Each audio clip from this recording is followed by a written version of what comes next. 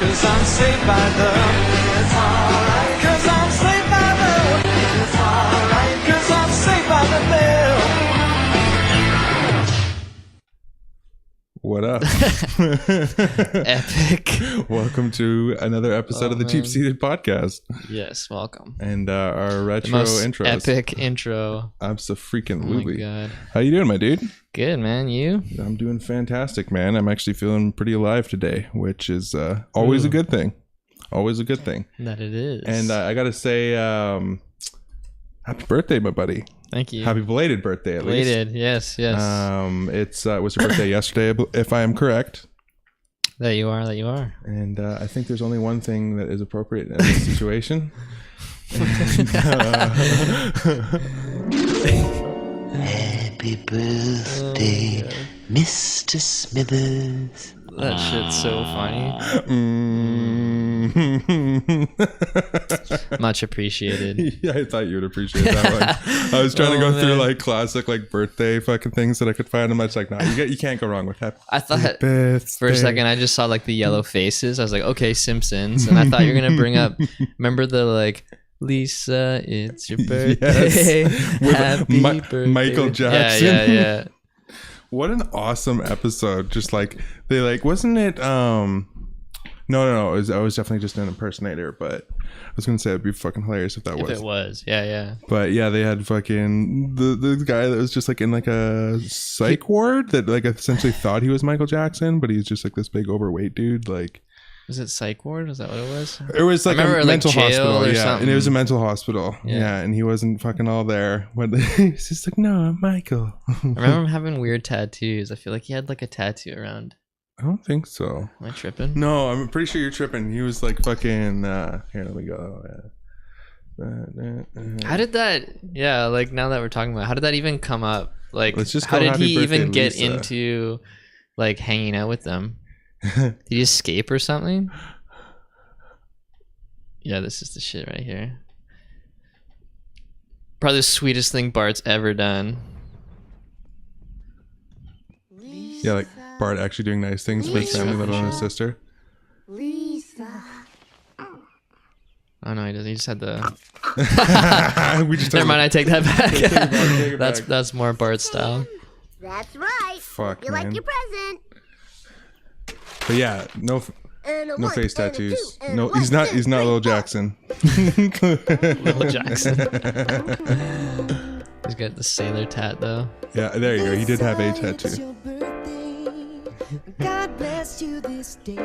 Where's this fucking? Homer. Ah, what is this? I went, Birthday. there you go. Happy birthday, Yeah. This is the best Epic. present I ever got. Yeah, that's Thank funny. you, I haven't thought Michael. about that one in a Thank you, fucking Michael. minute. Well, my Of course, my brain goes straight to Michael. happy birthday. Yeah, right. The fucking the Mr. perverse. Smithers. Oh man, that's classic. So, what you got in some actual relaxing time for once, and maybe Yeah, I went maybe, yeah. I went up, hung out with the fam for the weekend. What do we do? Yeah, normally like what we do for everyone of our family's birthdays is we make them, we don't really like get people presents. right. We're not like, here, it's your birthday, like I spent money on you, Yeah. like Like, my wait, good what- deed's done. you You know what I needed- mean? What do you want? Just what do you want me to get you? Just let me get you Here's something. a It'll gift make you card happy, or- right? Yeah. We don't really do that. So what we've been doing is we make like a dinner Right. and then like a dessert. So like whatever that person wants, right? Yeah, that's always a So- good one. So like for me, like my favorite, my favorite like type of food is Mexican food. So my mom was like, "Oh, what do you want to make?" And my mom makes honestly the best fish tacos. Shouts out, mom. Fish tacos. Dude, for real though, so good. So we made fish tacos, and then we made this like coconut ginger cake. Oh snap! Crazy. I'm not even a big fan of fucking coconut, but that actually sounds like it might be Dude, appealing. so good. Like spice cakes. You don't really think about it. You just think more like Right.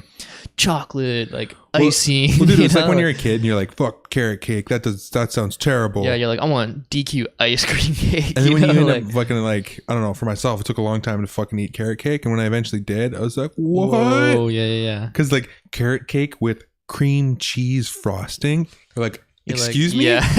Fucking excuse Where have you me? been all my life? Yeah, where's my DQ Dude. cake, bitch? Yeah, Which, yeah, don't get right. me wrong, I'll fuck up myself good. with some diabetes for a DQ cake. Like, Yeah. but yeah, continue on. But, You tangented for a minute. Yeah, no, it was really good because, my mom and I always like make food together and stuff. So Yeah, it's a great fucking like that's like our thing. bonding is, thing for like, sure. I always like was into like baking and stuff as a kid. Like I would bake with her, and wasn't really into cooking so much. But in the more recent years, definitely like it's like kind of like our thing. When I go up and hang out, we're like, oh, what are we gonna make? Here.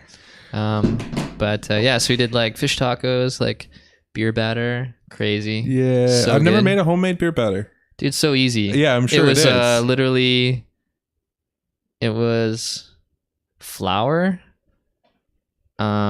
cornstarch, salt, pepper. I put cayenne and a can of Paps. And I think that was it. It's Yeah, like that sounds about such right. few ingredients. Yeah. But With proper cooking, that's always my favorite shit about it. Oh. Is when you get back into it, is it's like, oh no, done right. Is it's like it's just a little bit of the right things. totally, yeah. You know what And I it's mean? like pancakes is a good example, right? Yeah, You know, you can buy like the boxed Yeah. ones. You just add water. Like I really like those, even Yeah, though it's for like sure. it's pretty You can't- crazy. you You're can't go just wrong like with it. it's probably not the best for you, but even just But making your own ultimately, pancakes, yeah. like Yeah, again, yeah, it's yeah. just a few ingredients. Isn't it just like flour, water? Do you use baking powder? I think it is. You lose a little baking powder in there. Yeah, baking powder, And then like some eggs, salt, salt. a little vanilla, maybe. Well, yeah, a little vanilla extra if you want to sweeten that up. I remember like I always used to get Of course, confused. some fucking kind of berries, you know. Oh, yeah. Well, maybe It's a little up to mashed you. up banana. Hey. Hey, I remember someone explained this to me because I always used to get confused with like what does baking powder and what does baking soda. Yeah, like, yeah. You know what I mean? I Like, always forget the difference now. I Some remember- recipes are one or the other. Some are both, right? Mhm. But I remember, I think it was Anna Olsen. She's on like the Food Network. Like Okay, yeah. she's like white lady, like perfect straight blonde hair, like perfectly cut. She has like a couple solely like baking shows. She only Right, bakes, right. I think it was her that explained it. She was like, just remember it as baking soda spreads, baking powder puffs. And I was Right, like, right. soda spread, powder puffs. Okay. And then you get fucking yeast, which is a whole nother fucking Yeah, right. live animal. Yeah, that's fucking, yeah, exactly a live animal. It is, yeah, for real. You're like, oh, you Yeah. can't use too hot of fucking water. You'll kill it. You'll kill it, but Yeah. you need sugar because it needs to feed. Yeah, because it needs to feed. Yeah, Exactly. and you're like, oh my god. Wait, what? You're like, yeah, it's just dormant. Yeah. You need to wake it up and feed it. Yeah, right? like, what, wake up, bitch! I need to eat you. Yeah. My fucking gut biome needs more bacteria. Jesus Christ.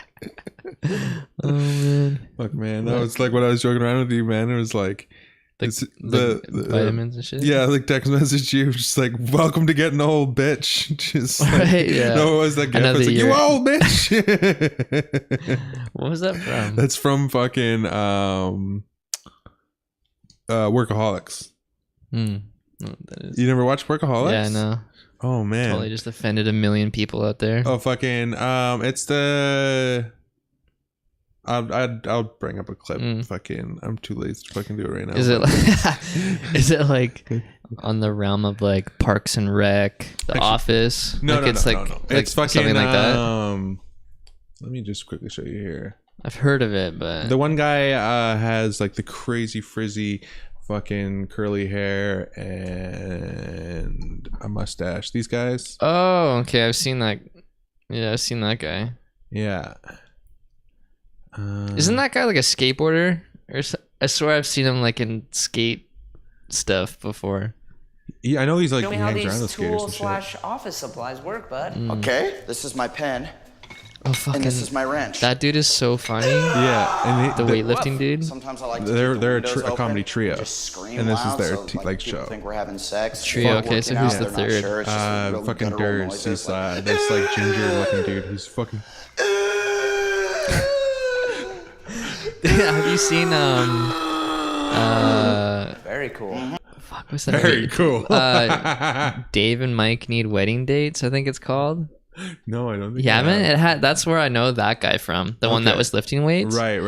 It was him and fucking Zac Efron. They're like brothers. Okay. Yeah. And, Yeah. Um, Right. Yeah. And their parents like have this like intervention with them, and they're like their sister's getting married, and their parents are like, "You fucked up every family event we've ever had because you bring like stupid people and you party way too hard, right?" And they're so like, "You can only come if you guys have nice girls as wedding dates, right?" Right. So they put out like a Craigslist ad for like Mike and Dave need wedding dates, and they're going to Hawaii, and they go on like a talk show, and then these chicks see it, and it's really funny. They end up taking them, and obviously it's a comedy movie. I'm so. not gonna say this again.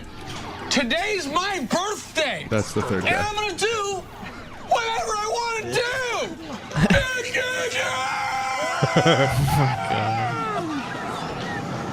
Dude, that guy's hair is It's crazy. incredible.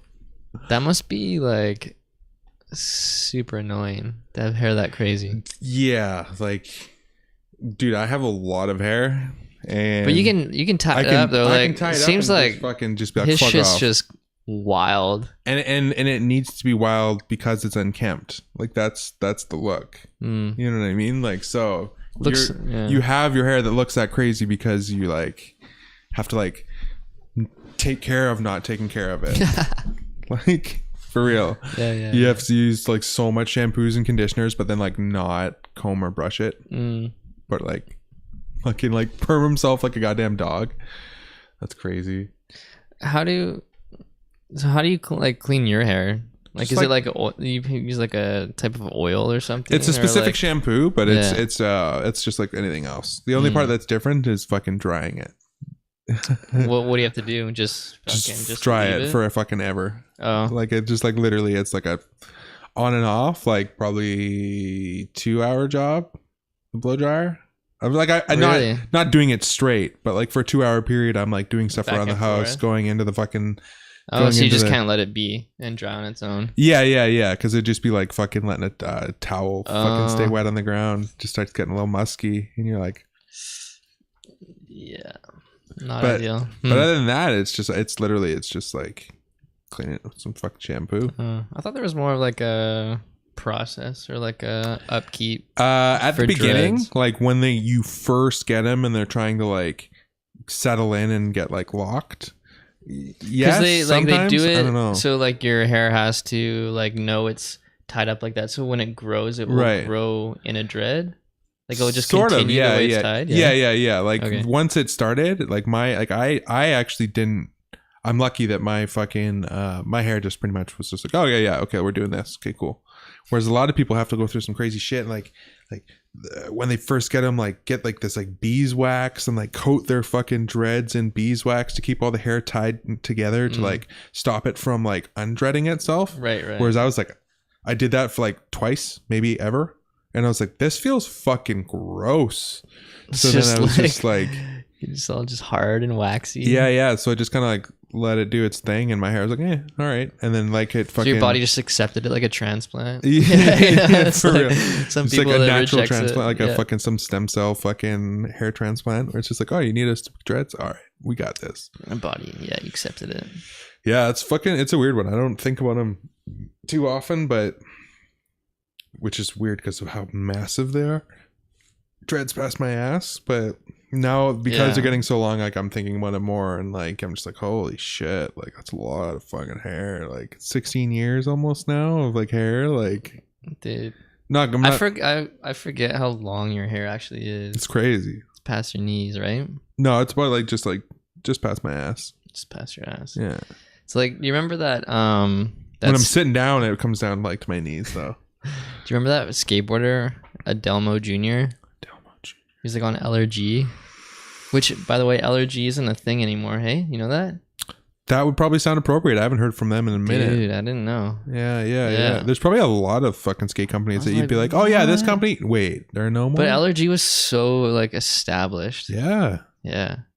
But I was definitely shocked. But anyways, yeah, the Adelmo dude, he's Brazilian. And he had his dreads went to like the back of his knees.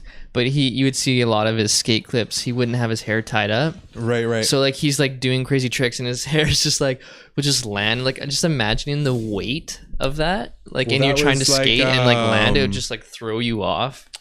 Whatchamacallit? How am I forgetting his name? I just had it in my head right before you started talking about Delmo. Because I thought you were going to start talking about him. A skateboarder? Yeah, new fucking skateboarder, had massive dreads, cut them, skate league, fucking covered in tattoos now. Chris? No. Wait, and he has dreads? He had dreads. Had dreads. Cut him off. Nigel Houston. Yeah, Nigel. Why am I saying Chris? I thought Nigel Houston, and he's fucking covered in tats now. Oh, like Covered in like a year. It was just like, nah. Yeah, man. It like a lot of people do that though, and I've noticed that with skateboarders too. It's funny because when you watch their footage, right, and their clips, you can see what's newer and older, and then like it'll have a clip, then the next clip they'll just be covered, and you're like, whoa. You're like, how old was that previous clip then? Yeah, it's crazy, right? Like if it's like edited in such a way where you're like, oh wait, no, I don't remember this guy. Oh, see, like yeah, this is like he's cut them, but right. Okay, so they were once way longer. dude, Yeah. look definitely. up. It was an LRG video. Look up But Adelmo Nigel's were Jr. fucking LRG. crazy long. But his had like fucking mass to them though. Yeah, for real. Is there a demo like LRG? Dude, you know what the funny thing is? There's LRG right there, and it's like Yeah. close to You 7 years can now. see how long they were. Oh shit. Oh shit. Okay, yeah. Let me fucking. You know what the crazy thing is? Like that's like what. See, like Yeah, that's pretty much exactly about how long mine are right now, and I'm like twice the size of that guy, so it's fucked up. It's weird seeing it on like a frame of reference on somebody, right? Because I'm huge. Anybody that doesn't know or isn't watching this, I'm 6'7", about 275. Like, I'm a big boy. look at how fucking long they are, dude. Yeah, that's crazy. So like when he skates, See, I don't have. I've got this undercut though, so he's definitely got more girth to his, because he's got more. He's just so got like non-stop. imagine that. Like when you land, like weighs you down and shit, and it's like when they swing to one side, I feel like it would pull you with it, you know? You see these fucking neck? You see this fucking neck? Yeah, right. Years of Fucking headbanging solid. prep me for these things, boy. Fucking like a decade of headbanging and with my hair getting longer. Dude. And then now with these things, like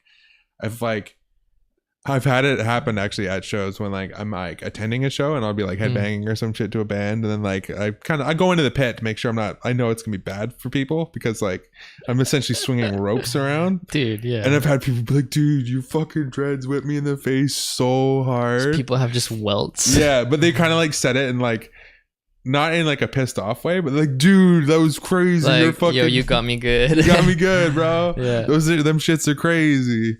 And I was just like, I guess. Well, that's You know what the good. funny thing is though, like I talk about it all the time now, is that I'm the guy that I'm the white guy with dreads who hates the fact. No, wait, how do I word it? I word it that white guys with dreads hate the fact that I'm a white guy with dreads. White guys with dreads. Make me hate the fact that I'm a white guy with dreads. Oh, I see.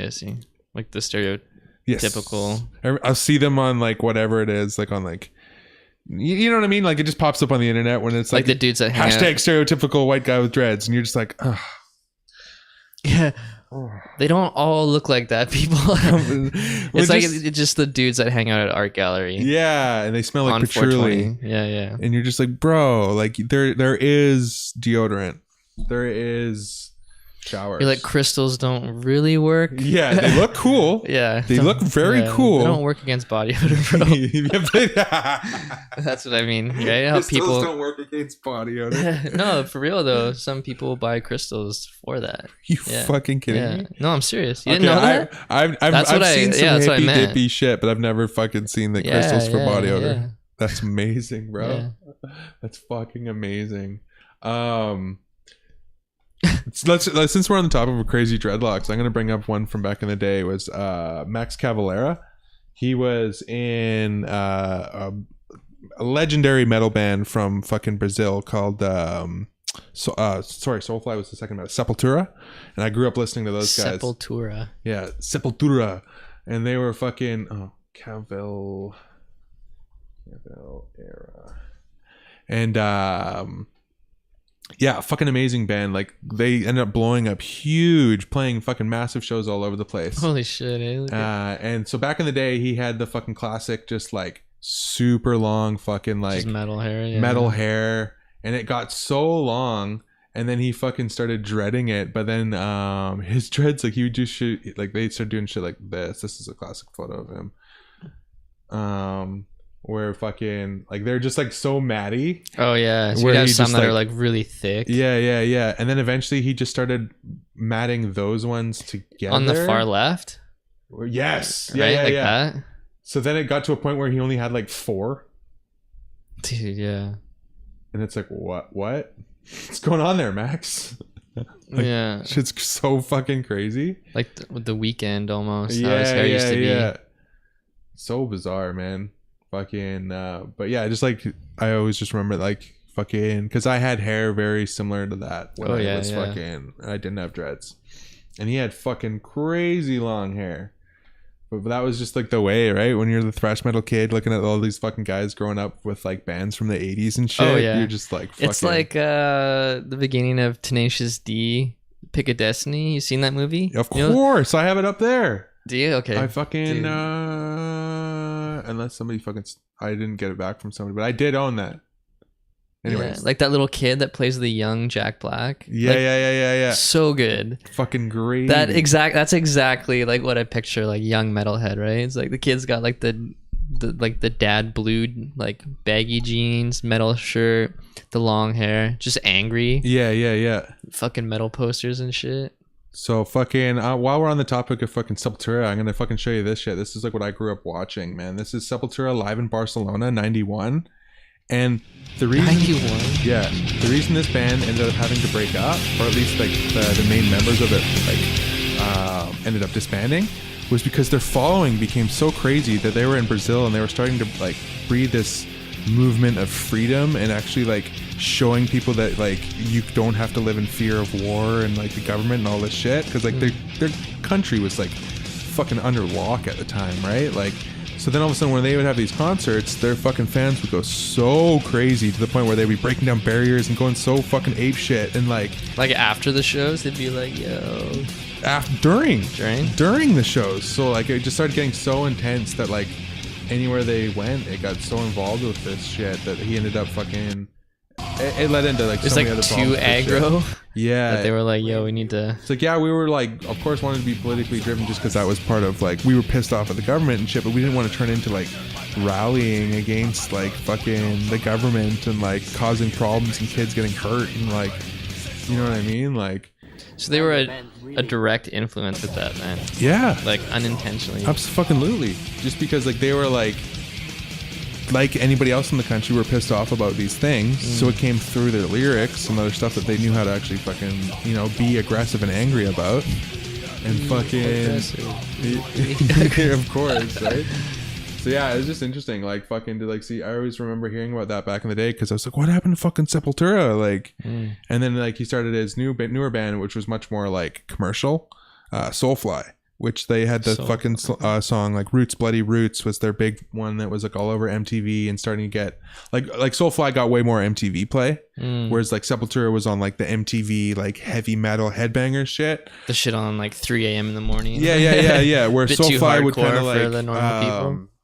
worked its way more into kind of like the new metal genre, so it could be kind of played like alongside like Slipknot and like Limp Bizkit and stuff, and then Soulfly would come in and like, you know, all that shit, man.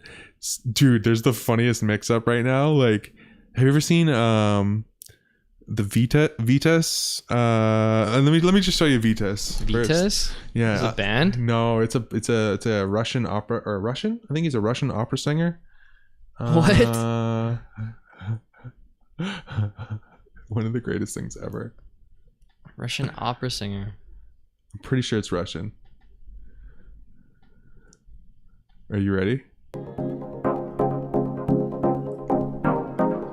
So happily, how Are you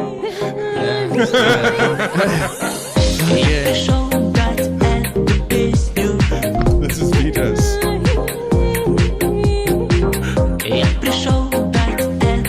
I'm just trying to listen.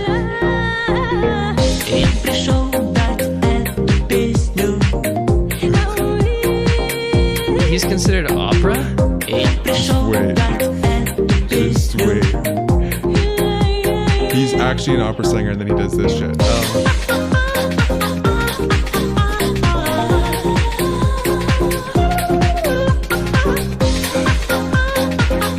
So this is like a meme that was like popping around like last year for a while, and it's like blew up, and it's like he was doing his fucking thing with his or whatever, and like it started to gain some traction. The again. person has binoculars? What? It looks like a mix of like Cirque du Soleil. Like it looks like people are gonna start doing, right. synchronized shit. It's just some crazy weird visual show shit. So the reason I'm bringing this up is because you brought up fucking Slipknot. So I hadn't thought about Vitas in fucking. Why did they do like a cover or something? No, they did the good old mashup of Slipknot Psychosocial and this. Featuring Slipknot remix. I did my time and I went out. So a future of fame, it doesn't cut. The soul is And it's so not funny too vibrant. because they got like a live clip that's got all like the disco lights in the background that almost matches up with the live clip. That's the internet for you today, folks.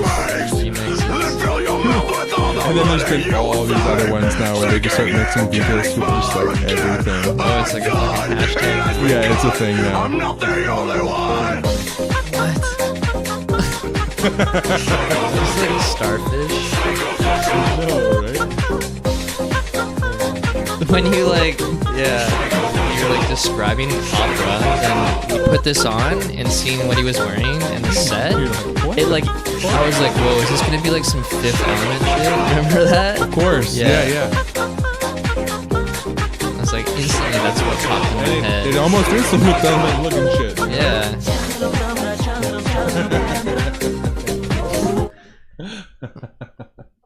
Huh. That shit just fucking. Just Oh, man. no holding back. I'm just, you know what? I'm just like, you mentioned that shit, and I've been laughing about that, so fuck it. Yeah, Because- fucking. There's just like Hmm. laughing my ass off at so many fucking memes lately. Meme culture is on the flourish these The days. flourish, yeah. I watched this movie on the weekend. So cool. It's called Valerian and the City of 1,000 Planets, I think is what Okay. it's called. Have you heard of it? No. Um, Again, I'm the worst for having heard about things, but it's like, how can I describe it? It's kind of like Fifth Element style. It's in the future, and basically they built like a space station, and then right. and then throughout the years they keep adding different like people representing different planets would join this space station. It would just grow bigger and bigger and just become, so it would have like all these different kinds of aliens and different people, Right. and it grew into this big thing. But basically that's like the super basic explanation of it, but it's like it's in the future, so it's like cool spacey shit, futuristic technology, sick outfits, kind of like like the Fifth Element kind of thing. Like I'm down. you'd fuck with it. When did that come out? It came out this year. Actually, I'm gonna take a note. What was it called again? Valerian and the City of 1,000 Planets. I'm pretty sure that's what I'm not gonna be able to spell that, so I'm just go Valerian and the City 1,000 Planets. Yeah. It has the main dude Hey, there you go. is That's pretty good. the guy, what's his name? He played the Green Goblin. Oh, William Like, Dafoe? no, the newer one, the younger guy. Oh, What's fuck. his I can't name? even put a face to him, so I'm not sure. And then that Cara Delevingne like model that she was on Hot Ones. She had a shaved head. in her hair. Right. She's like British. Mm-hmm. Yeah. So she's the main chick. And then that guy from the newer Spider-Man that plays the Green Goblin, the younger guy, he's the main guy character. Look like again. Yeah. It's sick. Anyways, you should Yeah, I'm I'm check it down out. Like to check it visually, out. it's really cool. I've been watching more movies again lately, just Yeah. because like I've been like trying to schedule my shit out more now. Like where all of a sudden it's like, Like, okay, you you get have up, you do this, you downtime. go to work, you do that, you can put on a movie while you're eating. You know what I mean? Like, yeah. I kind of like I'm doing a lot more of that shit now. Fucking, so I'm That's good. definitely down to check that one out. Fucking Yeah, we streamed it, so. yeah, dude. There's always a way now on the fucking internet. Or actually, no, sorry. There was like shitty stream, so we rented it on like there's like a PlayStation Oh yeah. platform I didn't even Yeah. know about. Yeah, on the PlayStation Store or Yeah, some I shit. think it's the store. Yeah. Yeah. Yeah, you can rent shit, Yeah, you can get full shit and fucking. and it. How did it work? I think I've bought movies on there before. You can. Yeah, you can. Yeah, I rent- bought a couple you- Batman animated movies on there Oh, before. Yeah. So when you rent it, it was something like it lasts 30 days, I believe. Right. From when you Which, how originally sweet is rented that? it. But then no, it lasts. You have 30 days to watch it, but once you watch it, it only lasts 48 hours. Oh, Yeah. okay. And I Pretty think there sure was that's other what it ones too is. where there wasn't it like. I think for a time they were trying it like you got a certain amount of plays, maybe. I could be talking on my ass, but I'm probably talking on my ass. I do that a lot. That would be like that'd be funny because you'd be like, "Fuck, I really want to watch this, but I wanted to show someone." So you're like waiting, and then you start like prioritizing. You're like, "Is it worth a play with this person or something?" Yeah, you know? You're yeah, like, you "I only start- have 2 more plays." It's the fucking the sponge episode of fucking Seinfeld. Oh That she uses the sponge contracepted. Is he sponge worthy? no, that's Friends, is it not? It might have been on Friends as well, but that was also on fucking Was it? Seinfeld. Yeah, Oh. where she goes around to the places because they discontinued the sponge. Or what- So she goes to the place and she goes, he's like, yeah. She finally finds a place that has is like some left. He's like, yeah, I've got a case left in the back. And she's like, okay, give me the case. 10. No, make it 20. All right, Maybe 30. it is that I'm thinking. Okay, no, just give me the case. And then she just like leaves us with the case of sponge. And then she's still like trying to like judge every person. Be like, is this guy sponge worthy? Okay, Like, maybe. but it is I that. know that they have dabbled it on There's on something a on few other Friends ones that because was like similar. I mean that was like a controversial topic at the time when that did get When it outed came in or when they were outing the sponge, I guess the contraceptive Hmm. sponge. So they're going to joke about it on like sitcoms at the time. Yeah, so I yeah. wouldn't doubt it if it worked its way into other ones, right? Yeah, So yeah, true. but yeah, you start being, is this person movie worthy? Yeah, it's just like Totally right. And you like lie and shit. You're like, oh, I already watched it. I don't have it anymore. yeah, yeah, exactly. Doo-doo-doo. And you're just like still trying to like savor your 48 hours of playtime or your 3 plays you're allowed or some Right. shit. Yeah. That's fucking funny. I still think about that one all the time, that if like Blockbuster would have adapted the Netflix model. Like if Blockbuster became its If own when thing. when Blockbuster was That like way- its king, Yeah. you had to go there to rent a fucking movie, a video game. You had to physically go in. So it was literally just the Blockbuster online. Like, because they would get the new movies that would come out, you could watch them right away. Where Well, dude, you already have the entire system built around the barcodes, the labeling, the fucking distribution of, like, you know what I mean? You have the system built. rights reserved. You and- literally just have to implement a fucking warehouse now or some shit. You know what I mean? Because that's how Netflix started. It wasn't an online service that we know today where you can stream movies. It was initially Netflix was you would rent movies and they would mail them to you. They'd mail you the physical copy and you'd have it for X amount of time. Because it started so fucking small that it was Right. literally just like, yo, let's fucking get like, Fuck, that seems like so much work. yeah. Like, So then they were like, shit, this is a lot of fucking work. Yeah. Let's fucking, now we can get this shit digitally. You know what I mean? I remember seeing some of those. I don't know if, Because I'm trying to probably remember the name wasn't of the other Netflix. ones. but there was like in like 7-Eleven. Remember they would Yeah, have yeah. that like vending machine Yeah. like in the back. They still have that at some places. Do they? Yeah. It's crazy. I always So was just like, it's like- free movies? Like I can buy this movie for 10 cents and just like never return it? I was a piece of shit when I was a kid, so I thought that's what that meant. I was like, Dude, renting videos. dude, such a pastime. Dude, I remember like, and they would have the TV shows as well. Mm-hmm.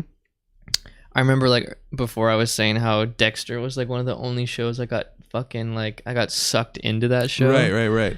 I should really give it another chance. I remember like I had someone show me that show. They like had it burnt on a disc.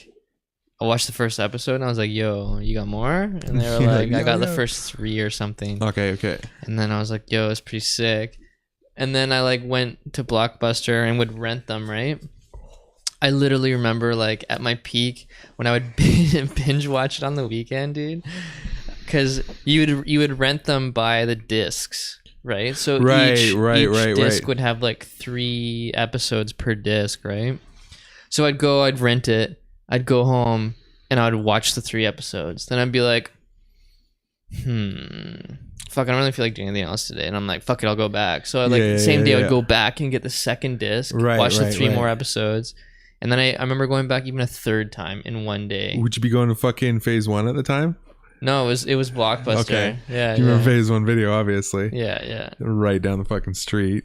And they would have the gumball. I was just about to say gumball action. Yeah. Fucking get the black The gumball, black one, free yeah. fucking movie. Free movie, yeah. And then you'd always be stoked, but you wouldn't want to eat the gumball, but you'd eat it anyways. 'Cause black gumball tastes like shit. What? Actually, I don't think it really did. I think it was think- grape. I think it tastes like grape. Yeah. I think I got it once. I got it a couple times. I feel like Yeah. I tried every time I went in. Yeah. Dude, fucking But yeah. nothing. I will tell you this though, for picking out something to watch, nothing beats the layout of being able to go see everything with that 2 to 3 inch spacing between the covers. Yeah. And then the excitement factor of seeing if there's empty cases behind it. So you go, You're like, and oh, this looks cool. this fuck. Yeah. And then you're like, it's not you in. bring the cover to the counter and you go, please tell me somebody yeah. just returned Yeah, this. yeah, right. Because they'd be like, "Oh, let me check." Let me check. And the they cart. check in the bin. Yeah, and then of there's none people of the carts, so then dropping they shit go to off. the bin. Yeah. And then they're like, no. They're like, maybe. Hang on, kid. There's one last chance. There might be being rewound in the back.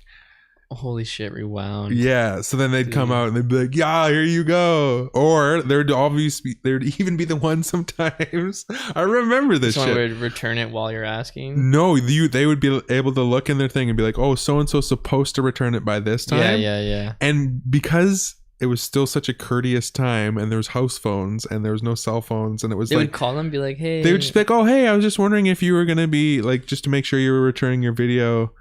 And then like every once in a while they'd be like, oh, actually we just finished it, we're going to come return it. And, like there would always be like this, like it just seems so like sitcom kind of shit where it's like, oh, well, let's just check out what the Williams, if they're done Yeah. with fucking Last Action Hero, you know. And you're just like, Yo. Fire movie. dude, for reals.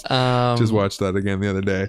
Dude, the rewinding thing. Holy shit. Do you remember when some people would have legit, like they'd have like it would be like a Ferrari, but then it would pop up and it would be a speed rewinder or some shit? I was just gonna say we used to have one because we used to rent movies Can't do that snap thing. so much, man, as a kid. Yo, yeah. That was like what we did. It Oh, was for real? movies. And it was really because we used to go to Rogers Video. Yep. That was literally right there. Yeah. And they used to have this deal where you could rent 7 days for $7.99. Right. You I remember that shit. dude? That it was hype. So we would be like, I definitely did that shit all the time. I remember we used to go in like with my dad, and 7, you know. So What about even just renting video games? How fun was renting video games? yeah, 'Cause and you you could rent the knew- consoles too. Yeah. Yeah, Fucking because you knew you only had a certain amount of time with the game. beat So it. like, yeah. even if the game was like shitty, you kind of knew you were getting your like $5 enjoyment. You You know what I mean? binge the fuck out of it. Yeah. But yeah, with the rewinding thing, we used to rent so many movies that we eventually bought one of those rewinding things, right? And it was Was yours a fucking sports car? just a normal like Yeah. the black The black case, sleek right? one. But what was funny was it makes no sense of what a flaw is. You'd have to hold it. Like if you put it in and put it down, it would just pop up. So you have to hold it. I don't know. Maybe we got like a crazy low model or whatever. Right. But Or what we- maybe what it we- was the fact that it was like it didn't have an auto shut off. So like the fact that your hand was there, like you'd know that it was like, and then It was like watching cookies rise or something. You're Mm. like, you just constantly be looking at the tape. You're like, is it fucking done yet? yeah, You yeah, know? yeah, yeah. But I remember we used to get so sick of holding that we used to just like put books and shit on it just to weigh it down. We just leave the room, you know. We would just come back and check on it. I always remember hearing that those things were actually so bad for the tapes. Oh, I'm sure they would fuck with the heads on it, right? They fuck with the heads, and then it's just stretching out the actual fucking. It's the film. it's the same issue with back when like we used to film like skateboarding, like making videos and stuff with the VX camera. The same thing with the tapes massive fucking thing is like, because when you would film, yeah, right? So you fucking spend like however long to land a trick, then you land it, right? And you're like, everyone's like, yo, let me see it, right? And so like, oh gosh, you look through the thing, and then you're watching your clip, and then you're like rewinding it and playing it and shit. But it's the rewinding and whatever that fucks up the heads. That's the camera. That was the most common problem with the VX cameras, was because you would be watching your footage and stuff, it would fuck up the heads, and it was like once they were gone, it was like almost a $600 fix. When those cameras were like $1,200, $1,000, it was kind of like it was about like half that. the price of a new one to fix the fucking heads from. So you would always have it plugged into another camera to watch it because you didn't want to fuck with your heads, right? Right, dude.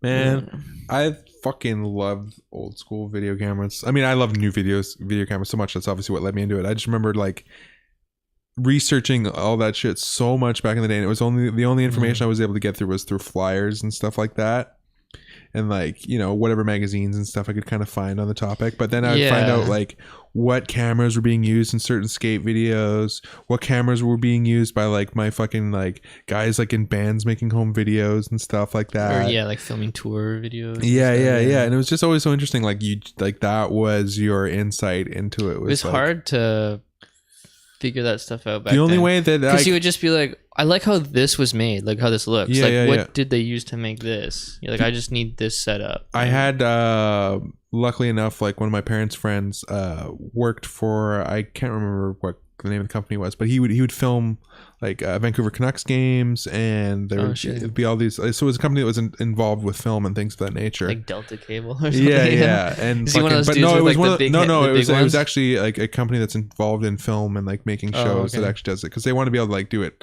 It's properly filmed and like production work for like switching the cameras properly and all that behind the scenes stuff for making a hockey game entertaining, right? Right. But anyways, just like I think just something simple like that, where I had maybe just like somebody that I could ask a few questions to, or be able to like find out a bit of stuff, where that's how you got into shit back in the day. Was you kind of had to know somebody that was into something, and that was just how you just maybe became a camera guy, or maybe you got into fucking, you know what I mean, like you want a camera? Go talk to Bob. He yeah, films stuff, right? And Yeah. you're like, oh, okay.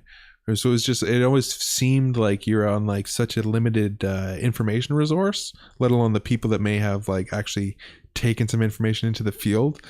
Yeah, So it and was some just- of it was even just trial and error, where you would figure it out yourself. Absolutely. Like I remember. Do you remember fucking buying like fucking disposable cameras to go like fucking shoot like fucking either like skate tricks, or for us it was BMXing at the time? Because shit, like and, you think it's the same shit, yeah, and then you go get them developed, and You're it's like- like you're like, oh, he's not midair, he already landed when I took it. Like your timing was just so off. Or you would go, why does this like look like shit? Why does this not look like it's filmed through a fucking because there's no actual lens on it, you dummy. Yeah. And then I remember Like- going to like go get them to pick them up. Yeah. I literally remember this one time, and I was like, oh, I'm here to pick up these photos, right?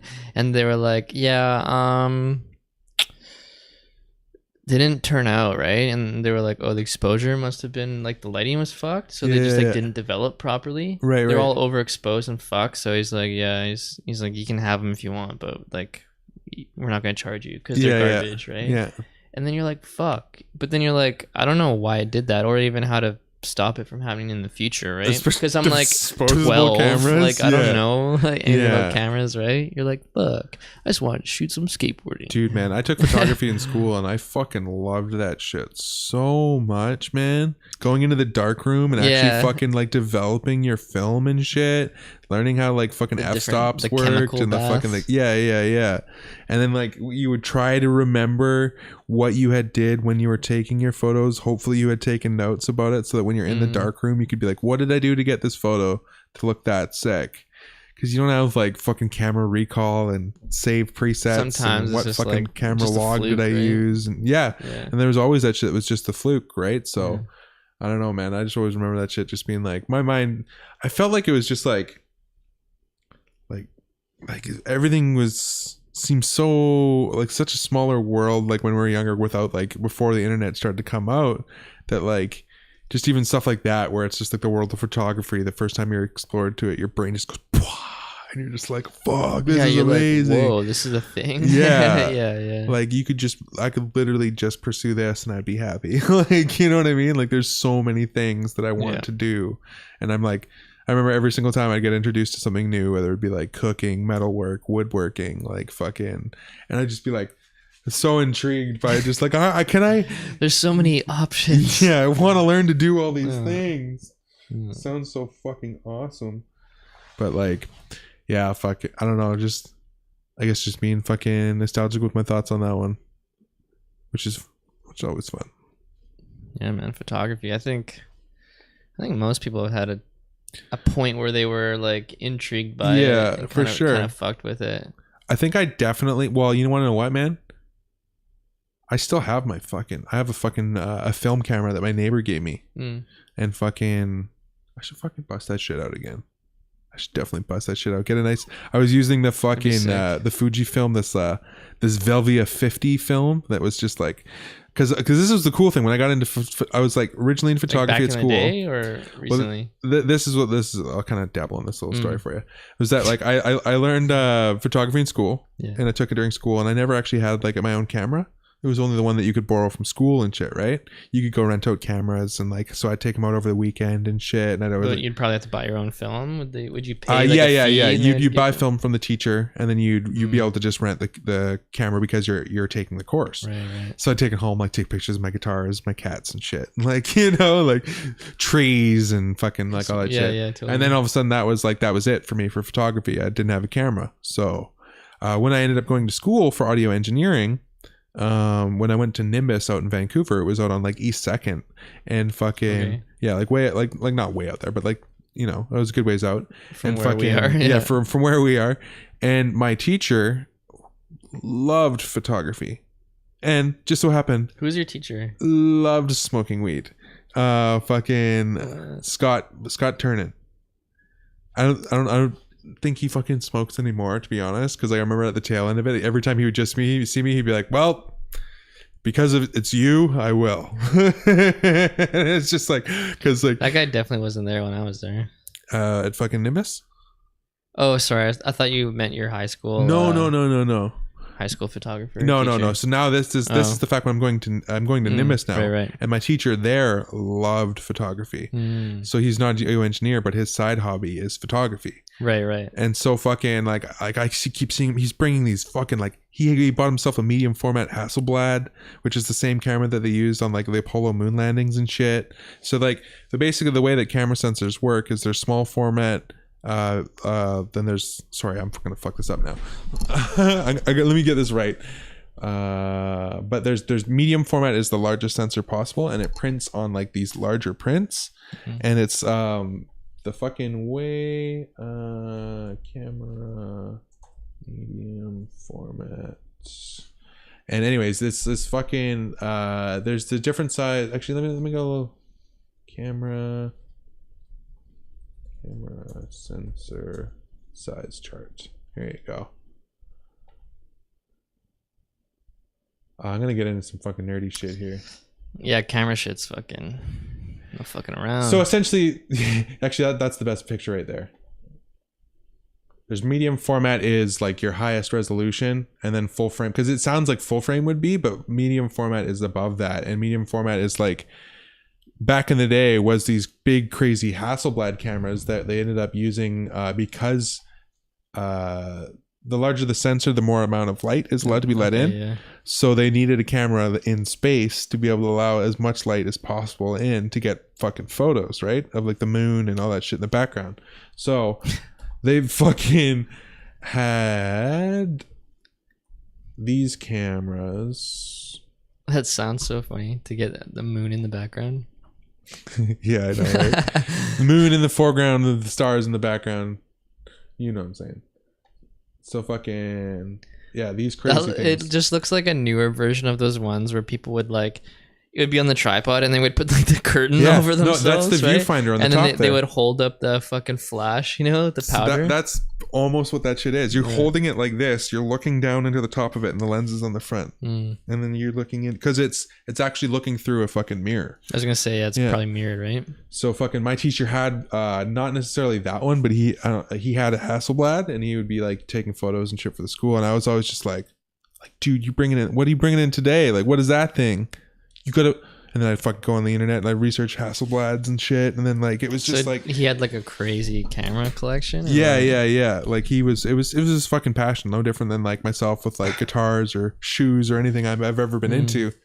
It's just whatever money he had just went into fucking cameras, and that was what he did with his spare time. So then That's dope. fucking we would go on smoke breaks where we'd go outside and fucking we'd smoke on a joint, and we'd just talk camera shit. And fucking all of a sudden I started picking his brain. And this is at the time when I was hitching a ride with my neighbor who fucking went to work like right down the block from where my school was.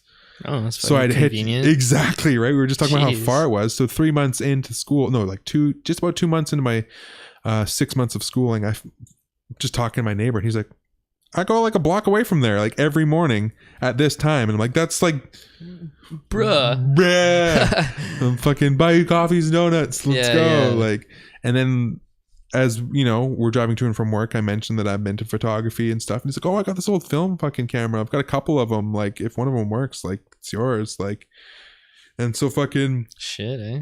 I started taking this film camera in. My teacher's like, yo, this is the film you got to get. This fucking Fujifilm Velvia 50. Like, I can show you the differences. And then like, so then I got this camera, and I'm going to school for audio engineering. And you just hooked it up, eh? But then I'm Camera? drinking. Yeah. So I'm bringing my camera along with, or bringing the camera along with me to school, and then like I'm buying the film and stuff, and then like I'd be there for audio engineering. But then when we would go outside for our smoke break to like smoke a joint and a cigar, we'd fucking literally walk down the alleyway, fucking around taking photos and shit. And it was just He's like just giving you like mad insight too. I'm sure. yeah, Like, absolutely. sick. And it was just fucking dope. And it comes back to that same thing again, that like, I mean, I was talking about how that was the way back in the day, but it's still your best way for insight today is finding somebody who's good at something. You can go on the internet and find as much info as you Basically want. like a mentor, right? Yeah, absolutely, man. And he's Like show killing me it in the your photo ways. game nowadays. Like Is he? he's hasn't stopped. Obviously, it was his passion. So Right? you're saying he doesn't do that anymore? Like at the school? No, he still does. Oh, he does. Yeah, Oh, yeah. okay. As far as I know, Yeah. but his photo game has just gone through the roof because it's been like years, right? What does he shoot? Or just like anything? Anything. everything? He's gotten really into street photography recently, Okay. which I fucking love. Street photography. Like Converse hanging off fucking telephone wires and No, shit? like the ones where it's just like people randomly walking through the street doing like their like their thing, or just like an old lady crossing the street, or like some like dude like working or some shit. Chinatown. Yeah. All that kind of like weird shit where it's just like capturing people perfectly in their Just element. dope in its own way. Yeah. So it's Mm. with anything, man, it's just so inspiring to see somebody that just like is passionate about something Just and doesn't keeps at care. it. Yeah, it doesn't care if anybody else is like they're in their like whatever. They're just like, nah, I got this like little bubble of thing that I enjoy. So I'm just like, this is my fucking time to just Yeah, man. you know, decompress. Go learn Yeah. some shit. Go fucking Just the people that do it, they're just doing it for themselves. yeah. He's doing it for Like the sake of doing simply, it. right? Yeah, Yeah. absolutely, man. It's dope to see people that have something that they can like do that with, and they don't quit. Yeah, They just, you may forget they even exist, and something Yeah. will come up, and then you're like, holy fuck, you're still doing that. still just Like, trudging away, man. you're Of like, course, fuck yeah. I'm trying to fucking perfect that cup of tea. Right? That's gonna be my analogy. Is like that guy that like just Cup of tea. he's like 70 years old and he's still just been like he's like been spent like the last 40-50 years of his life perfecting tea, and he's just like trying to perfect the perfect cup of tea. Where's this guy? I think it's in Japan. Okay, that's a very Japanese Right? like way to approach something. Yeah, where he's just like every cup he makes, he's like, Almost. Yeah, right. you know, like Tomorrow. fucking exactly, yeah, dude. yeah. And it's been like I've been trying to take that approach a lot more with everything, where it's just like patience of just like know the things that I want to work towards, and then just because like that's I've always seen that stuff happen when like I don't realize it when I hop into my subconscious and just like go, you know what I mean, like with music or art or any of those things of that nature. But like to be able to do that now, where it's just like, you know, but It like takes time to get good at stuff. exactly, man. And it takes time to make anything happen too, especially up here in Canada when everything's so fucking slow. Oh my god, yeah. Like I'm not even kidding about that one. Dude, Like that seems to legitimately be a thing, even to anybody that I talk about across the country. They're just if like, you're in Canada, it's like twice as hard, man. yeah. And I'm not even like, we're not just like trying to like, you know, I'm trying to discourage or like No, it's just or pity party or like, or it's just facts. that's just facts. but Like, it's just motivation. That's oh, all for it sure. is. Yeah, absolutely. You know, it's just like even the simple one. I'll That's get like, there. Don't worry. exactly. Yeah. It's Just just keep like, at that's it. more fuel to the fucking fire, man. Because I Yeah. need that fucking fire to stay warm up in this bitch. Straight It's up, cold man. up here. Thirst is real. Yeah. Yeah, It's thirst is real. If we leave the water outside, it'll get frozen. Fucking Right? Because you're from Canada. It's cold, right? yeah. Live in igloos and shit. Yeah.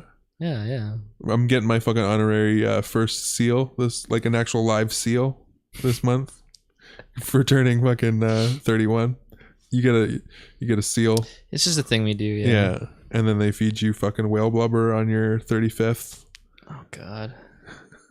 Can Getting you imagine old. whale blubber? Oh, I don't even know. Dude. It'd be so salty. I don't even know if it would be salty. Yeah, who knows? 'Cause it's not even the meat. It's where did the I see blubber. somebody that ate whale blubber? Action Bronson. It might have been. And they He's- ate it was all he's- fried up, right? I remember he was like in someone's home and they were like cutting up Cutting it up. like polar bear meat, I think, and then Oh, they shit. had a bunch of blubber and shit too, Huh. and they were trying it, and he was like, "You're kind of like you have no choice but to try it because they're like offering it to you, and you're in their house, right?" Yeah, and in certain cultures, was it's like- like offensive to not yeah, even yeah, and he try was it. so like he had to eat it, and he was like did the most disgusting thing, and then one of the other guys like refused to eat it. He's like, no. Yeah, fucking Big Body. Was it Big Body? No, it was Alchemist. Oh, yeah. It was definitely Alchemist. It was definitely Alchemist. Like He's I a s- fucking squeamish as Yeah, fuck. yeah. I love that guy. What a brilliant crew that they have. It's just so dynamic. So good. Dude, him and his cousin, Dude, it's the big best. body, like, Fucking are you real? Like, The best is when he's They're just like always hitting on random old ladies. He's so like, yo, funny, mommy, man. like I just want to take you home, make you something sweet. I want Right? to kiss you all over and tell you that you're pretty. Like I want to buy you an apartment in Queens and set you up real good. You know, you're just like, how do you think of this shit to say, right? It's but it's just off the top. It's for them, so right? funny, dude. It's just how they grew up. Yeah. It's just these saying fucking wild shit. Oh, fucking Christ, man. This goddamn fucking, I'm talking about this getting old shit. You fucking your birthday, my birthday this month. Yeah, man. I'm You fucking, have any plans for your birthday? my birthday is the one day a year where I do fucking nothing but eat Chinese food, play Grand Theft Auto for about like 20 hours a day, watch the Die Hard trilogy. Die Hard, really? Really? Best Christmas movie of all time. The movie takes place on my birthday Yeah. in the fucking series every single time. The movie's always on Christmas Eve, and him being like, fuck, I gotta take care of this shit. Like, yeah. Die Hard, man. I don't know why. It just, well, I do know why. I So just explained it's, why. you got like it's a tradition. Like, It's you do- now been that for like half a dozen years at least. At least.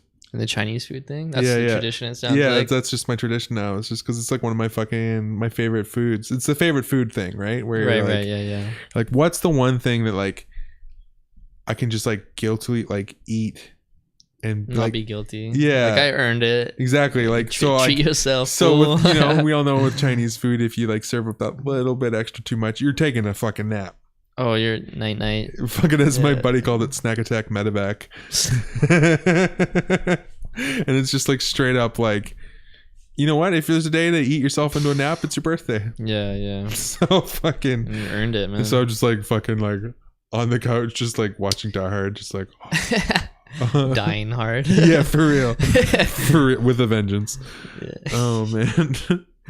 Yeah. So it's you know through being self-employed and then the Christmas season being so balls to the walls, like literally just. Oh, because once it hits that time, it's dead. No, it's beyond dead. It's the exact It's opposite. still busy Christmas Eve. I'm fucking because then it's prepping for Boxing Day stuff. I'm just finishing all the tail end of the Christmas stuff and getting prepped for Boxing Day. As soon as Boxing Day hits, Boxing Week, it's madness until the beginning of fucking January, and then it starts to work its way slowly down from there. But it's just it's nonstop till the end of the year, and it's been that way for fucking ever. Because like even before I had my own companies, I worked retail. Yeah. Right. So it's just like I just got to that point where I was just like, you know what? The birthday is the one day when I'm just gonna be like, no. Yeah. Where like I'd be It's like, right. It's in between all that too, right? Yeah. So it's. I'd be like living at my parents' Your day house. to, My like, mom would be like, recharge. oh, can you help me with the lawn or like whatever it is? Can you help me clean this up? And I would just be like, no. Like it's my fucking birthday. I ain't doing shit. I'm way too high for this. Like I just started Die Hard too. Come on, right? Come on now. I'm just sitting Come on on now. my second bowl of Chinese food.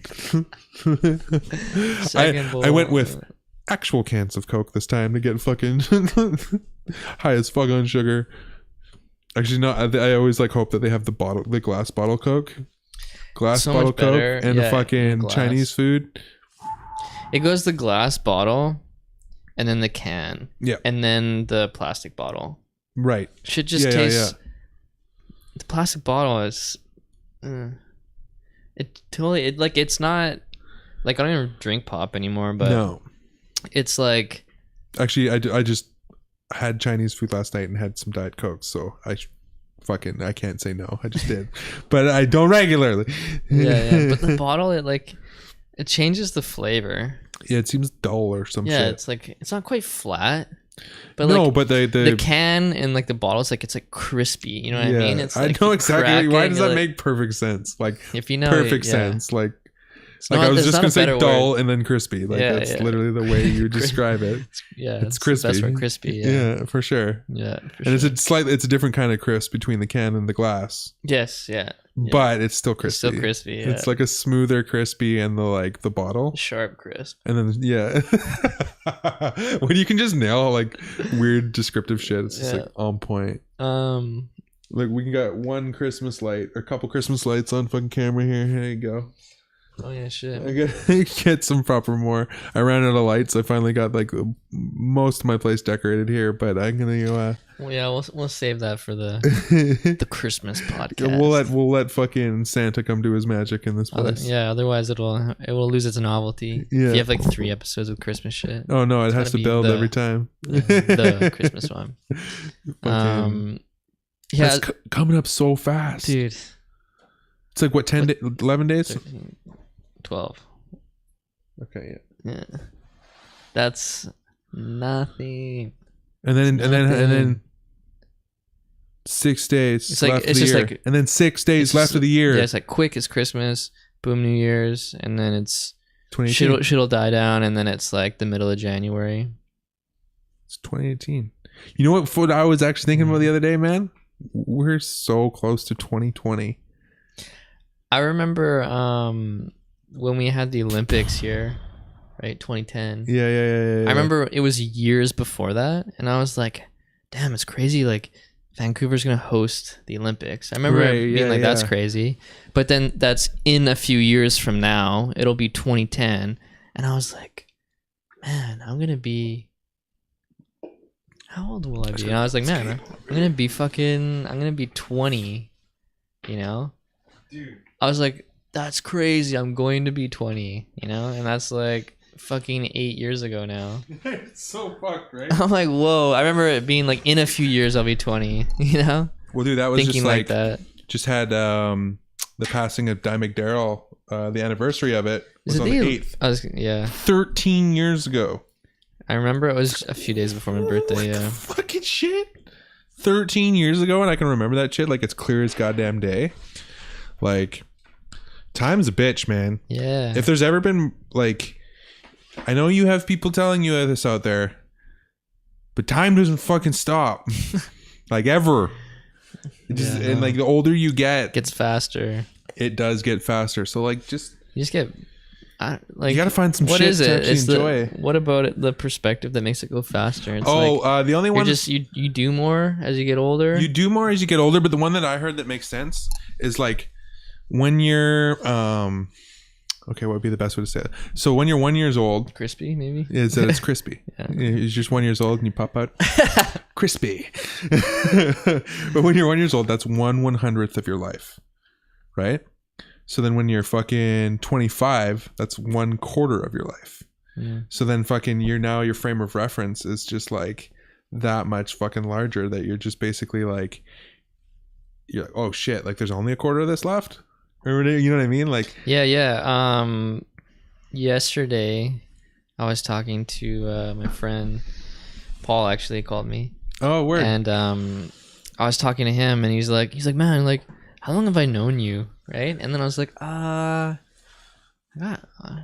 was hired right out of high school, so I was like, yeah, I got hired like the day after my birthday, so I was 18. I turned 18. Right. Like the day I started, right? And I was like, fuck. I was So like, young, so I was like, innocent. so I've known you for 10 years. And I was like, holy shit, that's a fast 10 years. And he hit me with he's like, dude, I've known you for more than a third of your life. And I was like, whoa. Yeah. Like, shit. And dude, shit gets really trippy too when like I remember my dad talking about this one with his fucking dad when like, okay, so say your dad has you Oh yeah, I had this talk a few when days you're ago with my dad. 25 and then you're 1 year old, so you're 25 years apart. And so it's like, you know what I mean? But then now when you're 40 and he's 65, like you know what I mean? Like the difference between a 40-year-old and a 65-year-old versus Huge. a 1 and a 25-year-old, like it's like it's a baby, it's a human, but then like a 40 and a 65-year-old, man. you're both a man, but then Yeah. now you're like more than half his age. You know what I mean? Like, yeah. so by the time you're 30, or no, wait, what would be half then if he was 25? So yeah, so then by the time you're 25, he's 50, you're half of his age now. And then by the time that you're 40 and he's 65, you're more than half of his age. So it just like keeps The gap gets smaller. smaller. It gets smaller and smaller. Shit just gets weird, man. When you're just like, when age starts to be like more irrelevant, but as a parent, like, Yeah. you know what I mean? Like, Yeah, because I was like, when we had like my birthday dinner, I was like, yo, so I talked to my dad just like the homie. I'm like, yo, Yeah. so I do though. yeah, And I was like, yo, so I was like, I'm 28. And I was like, where were you when you were 28? And I Right, was right. like, you were married and had 2 kids at 27. yeah. And I was like, Just so funny. and I was like, he's like, yeah. He's like, I had a house, I had a wife, I had 2 kids, 27. Yeah. And a dog, right? You know? And I was like, I'm a year older than that. Yo. And I was like, no kids. Yeah. I was like, got a house, don't have a dog. Yeah. I was like, interesting. But it's just, Oh, it's That- the climate is so different. yeah, it's the generational thing. Back then, it was kind of like just the thing you did. It's like Well, you get out of high school to a job, and then you got married, had a family. There was already It like this the plan next that was put in thing. place, and you kind of Yeah. just like you just thought that that's what you did. Like that was Mhm. life, and but that's the thing though. Which is is that- not like the wrong way to go. No, around no, it. I'm no, just no. saying, it was like, but it I'm was just simply super saying that common. those pathways in- aren't yeah, even those- there anymore. Like for somebody to be able to like be like, yeah, I'm gonna get a good job and I'm gonna work there for 40 years. That's not gonna happen anymore. Like that's not. Like there's even the other difficult Shit's part right now where automated. it's like Yeah. 60% of our generation is never gonna own a home. Like again, I always throw out arbitrary numbers, but it's about that high. There's about 50 to 60% of people of our generation are just gonna rent forever. It's crazy. It's crazy to think, Paying right? someone else's mortgage off. Yeah. But then like even under the other guys too, of like thinking about it like from our parents' age, when you're going like on that frame of reference, going 27, 2 kids, house, dog. You know, that was just the common stance. Yeah, exactly. That was the common case, right? Where nowadays where you know, you'll meet somebody for 35, 40 that's like single. Renting and like, you know, trying maybe has $500 in the bank. Yeah. Maybe. Let's be honest here. Like a lot of us fucking, you know, myself included, live fucking off of every little bit that we got. But like I was fucking fortunate enough to actually get myself into a place of not paying rent for pretty much 30 years of my life. You know, I did for a 6-month period and I went, nope. Like I'm trying to run my own businesses and do all this other shit. And then like I'm paying like almost $2,000 a month to somebody else's fucking. It's insane. So much money. And what you could do with $2,000 is not even that much, but to someone who doesn't have a lot, that's like 20, you know. And like what you could do with $2,000, like, yeah, for sure, right? I don't mean just like buying stupid shit, no, but like no. putting it toward like investing it and putting it towards like whatever you're doing, you know. Like I could buy a fuck ton of art supplies, and make a lot of crazy shit. Well, dude, that was $2,000. the same. That was like my fucking blessed situation a while ago. Like when my fucking shit got stolen and I got that insurance money. Oh yeah. It's like something that I had been looking forward to since I was a kid in fucking, like I talk about full circle shit back when I was in Australia. Actually, I probably was wanting to film shit when I was in Australia, but when I was in high school taking photography class, always wanting a good camera. Right. You know what I mean? So then by the time now I'm fucking 30, I had an opportunity, so I took that money and I went and got the camera gear and the drone and the stuff that I needed to basically like start doing my YouTube and just steps up a little bit. Yeah. Exactly. I took this opportunity to like, you know what, I'm going to use this one to actually up what I want to do. Like, yeah. You know what I mean? Rather than just like paying out fucking bills and all this other shit. Cause it's like, I could have easily just like thrown that towards like bills and then there would have been my fucking money gone. Like, yeah, man. You know, but under the same guise, like every once in a while, if you get given that little opportunity, it's good to reward yourself and give yourself a little, right? Hell yeah, a little push towards what you want to do, right? Yeah. So, and I mean, like I felt like I've been the most rewarded that I've ever been lately, not monetarily by any means. Like it was like, but that's like opportunity. But opportunity wise, and even just like self satisfaction and like things that I've been trying to like figure out and pursue. I just generally feel better on all senses, right? So it's being able to like help me figure things out because now my mental state's better, like, right. And then as my mental state gets better, I go, oh, maybe if I start improving my physical state again, like that'll help with the other portion of it. So then like, I don't know, it's been really good. Ties in. Yeah. And then the fear of getting old shit, man. Like my fucking, I remember I was telling you. Is that a real fear for you now? Well, dude, remember I was telling you about old man knees? Yeah. The other day? I wasn't joking about that. Like I was literally kneeling around and I went to go do something and I like knelt on this portion of my knee on the outside and it literally felt like the death switch. And I was like, oh, and I like fell to the ground. Like your knee was gonna buckle. No, like it nerve endings through my entire body, like the death switch. Like it was straight up like shot up. It was crazy. So then all of a sudden my knee was then in pain for the next like hour and a half or some shit at least after just kneeling on it.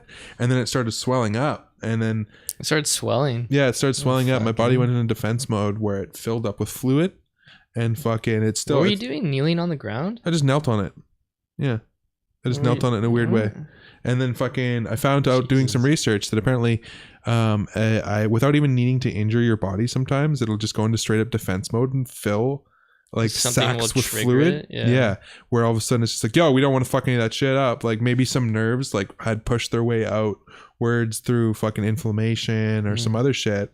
And then it was just like, yo, like he was about to fuck that shit up by kneeling on it. Like let's fill the shit up with some fucking liquid or whatever, right? That's a good fucking, you know, the balloon when you stretch it. Yeah, of course. Yeah.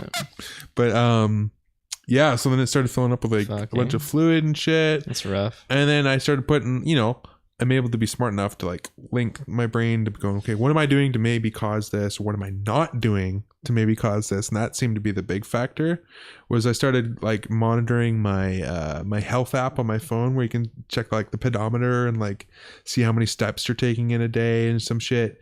And I was seeing a very sedentary portion of time. Whereas like I was still getting in certain workouts and like stuff like that. But So you think it's just because you're not working it out enough? and that like because my whole body forever, my battle has been against inflammation. And my wrists and everything is just like that's just my battle every day. It's just inflammation, whatever it is. Like even to the shit where you find out that a lot of like even depression shit comes from inflammation on your brain, and you're like, what? Like, excuse me? Didn't know that. Yeah, there's a lot of weird shit like that. Inflammation of the brain. Eh? Yeah, or again, some of that stuff goes in defense mechanisms of like head trauma, shit of that nature, where I have Concussions. all sorts of that one. Well, dude, Headbanging, Like, there's- football. There's really football. There's nothing really keeping your brain stationary. No. Like when you move, No. your brain moves inside.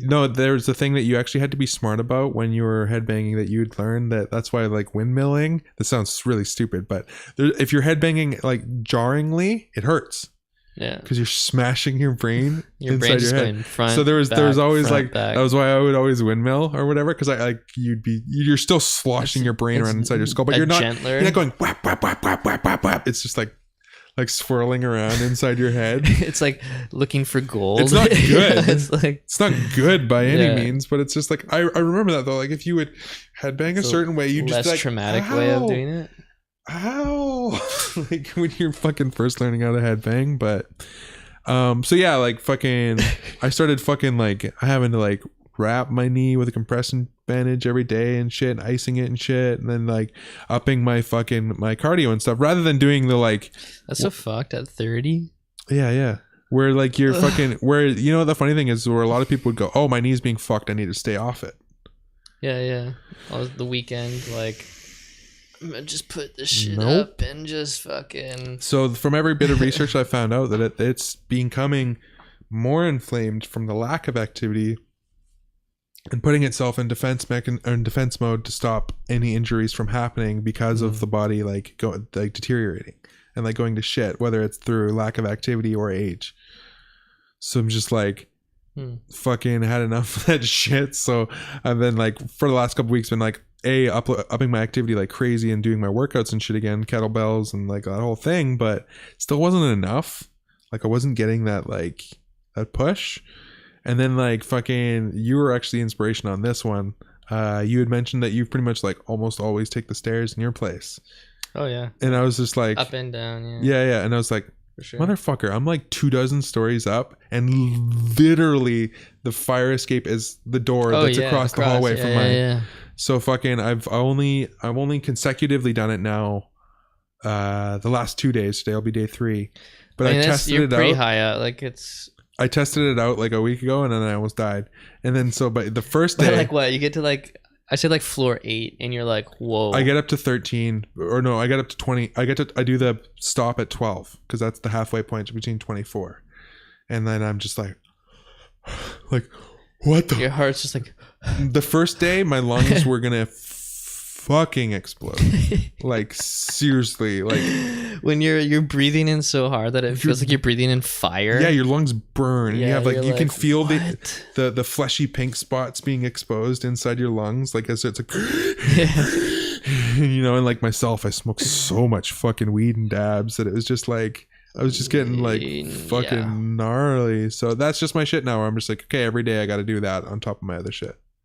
So just run Just the push, right? run You're down like, and up fuck, this is 24 rough. floors and it's tough. Yeah. But I gotta say, even though like fucking day 2 I was like so much easier than day 1, even though I was dreading it. I was like, no. I do every second step. Yeah. Yeah. I basically what I do And- is I go you can't really run downstairs because you'll kill yourself.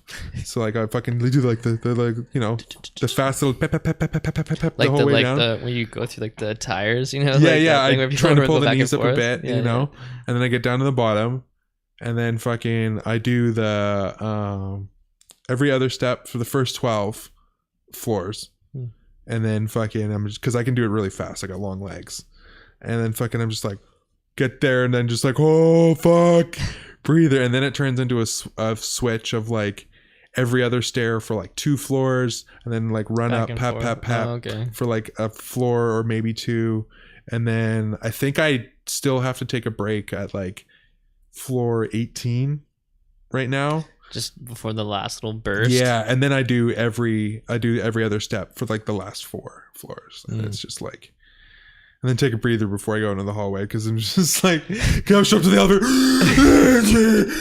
elevator, just fucking sweat pouring off me like a savage. And just the one time that you happen to cross paths with someone when you walk Like out the door and you're hottest chick or some fucking shit. She's like, sup. how you doing? You're only going down 1 floor, and she's just like, what is dying. even going Yeah, on? she's like, Oh man, but yeah, so that's my new fucking test, is just like death by stairs, because like that was one thing where I was like, you know, I wanted to do some research on the internet, just make sure like it's not going to be like, yo, if you have some problems with this, don't do it, or like don't do it if this, you know what I mean, like. And then everything I was reading, like, you know, when you go on the internet and you Google something and you can plainly see the difference between it actually being supportive evidence and it being like, yeah, this is what you should do. And then when you convince yourself about it, when you like scroll past 6 other ones to you're get like, to the okay, one. this is negative. You're like, if I find 3 more positive, then I'm good. Yeah, then I'm good. Yeah. Yeah. But no, this was the case where it was like every single one was like, running stairs is better than, and then the next one, running stairs is 10 times better than ever do. And then the next one would be like, running stairs is the best thing you can do for your health. And then like the 4th one was like, okay, Curtis, you're fat, running stairs is the best thing you can do. And then like the 5th one was just like, running stairs is like, it was just like every single one was like, you should be running stairs. Yeah. Like, fuck even running, like run stairs. And I was like, oh, I got him right there. Yeah, Like, yeah. I guess I should stop being a bitch. And I Well, have like yeah, a lot of running shoes. It's a big difference between running from there to there versus running from here to here.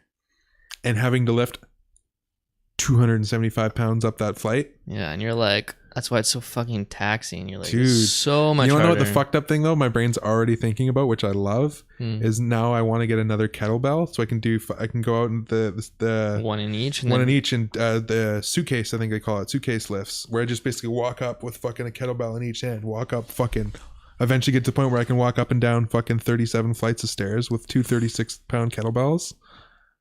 Dude. Yeah. Come on. Yeah. I'll be able to do anything at that point. You get your glass bottle of Coke when you get to Yeah, the who top. gives a fuck, man? I'll eat fucking 3 bowls of Chinese food and glass bottle of Coke. Yeah. And then I'll be fine. Like that was always been my motto with like with exercising and stuff, is like, I know I want to be able to enjoy certain things, but I also know that I want to be able to use like my body properly and not fucking have my knees go, yeah, you're getting old, fucking wrap it up. And Yeah, like, I mean, like, as long as you're fairly active and you have like a healthy, like, being healthy is a lifestyle. Oh, dude. It's not just like, you know, not just how you eat. well, I found that I've been missing my explosive cardio, so that is now going to be my explosive cardio. Yeah, but one thing with like having a healthy lifestyle is getting that cheat day. You know what I mean? Oh yeah. Like, you need to, like, I've never been one where it's like, you know, like the stringent diet shit, because that for nobody ever works.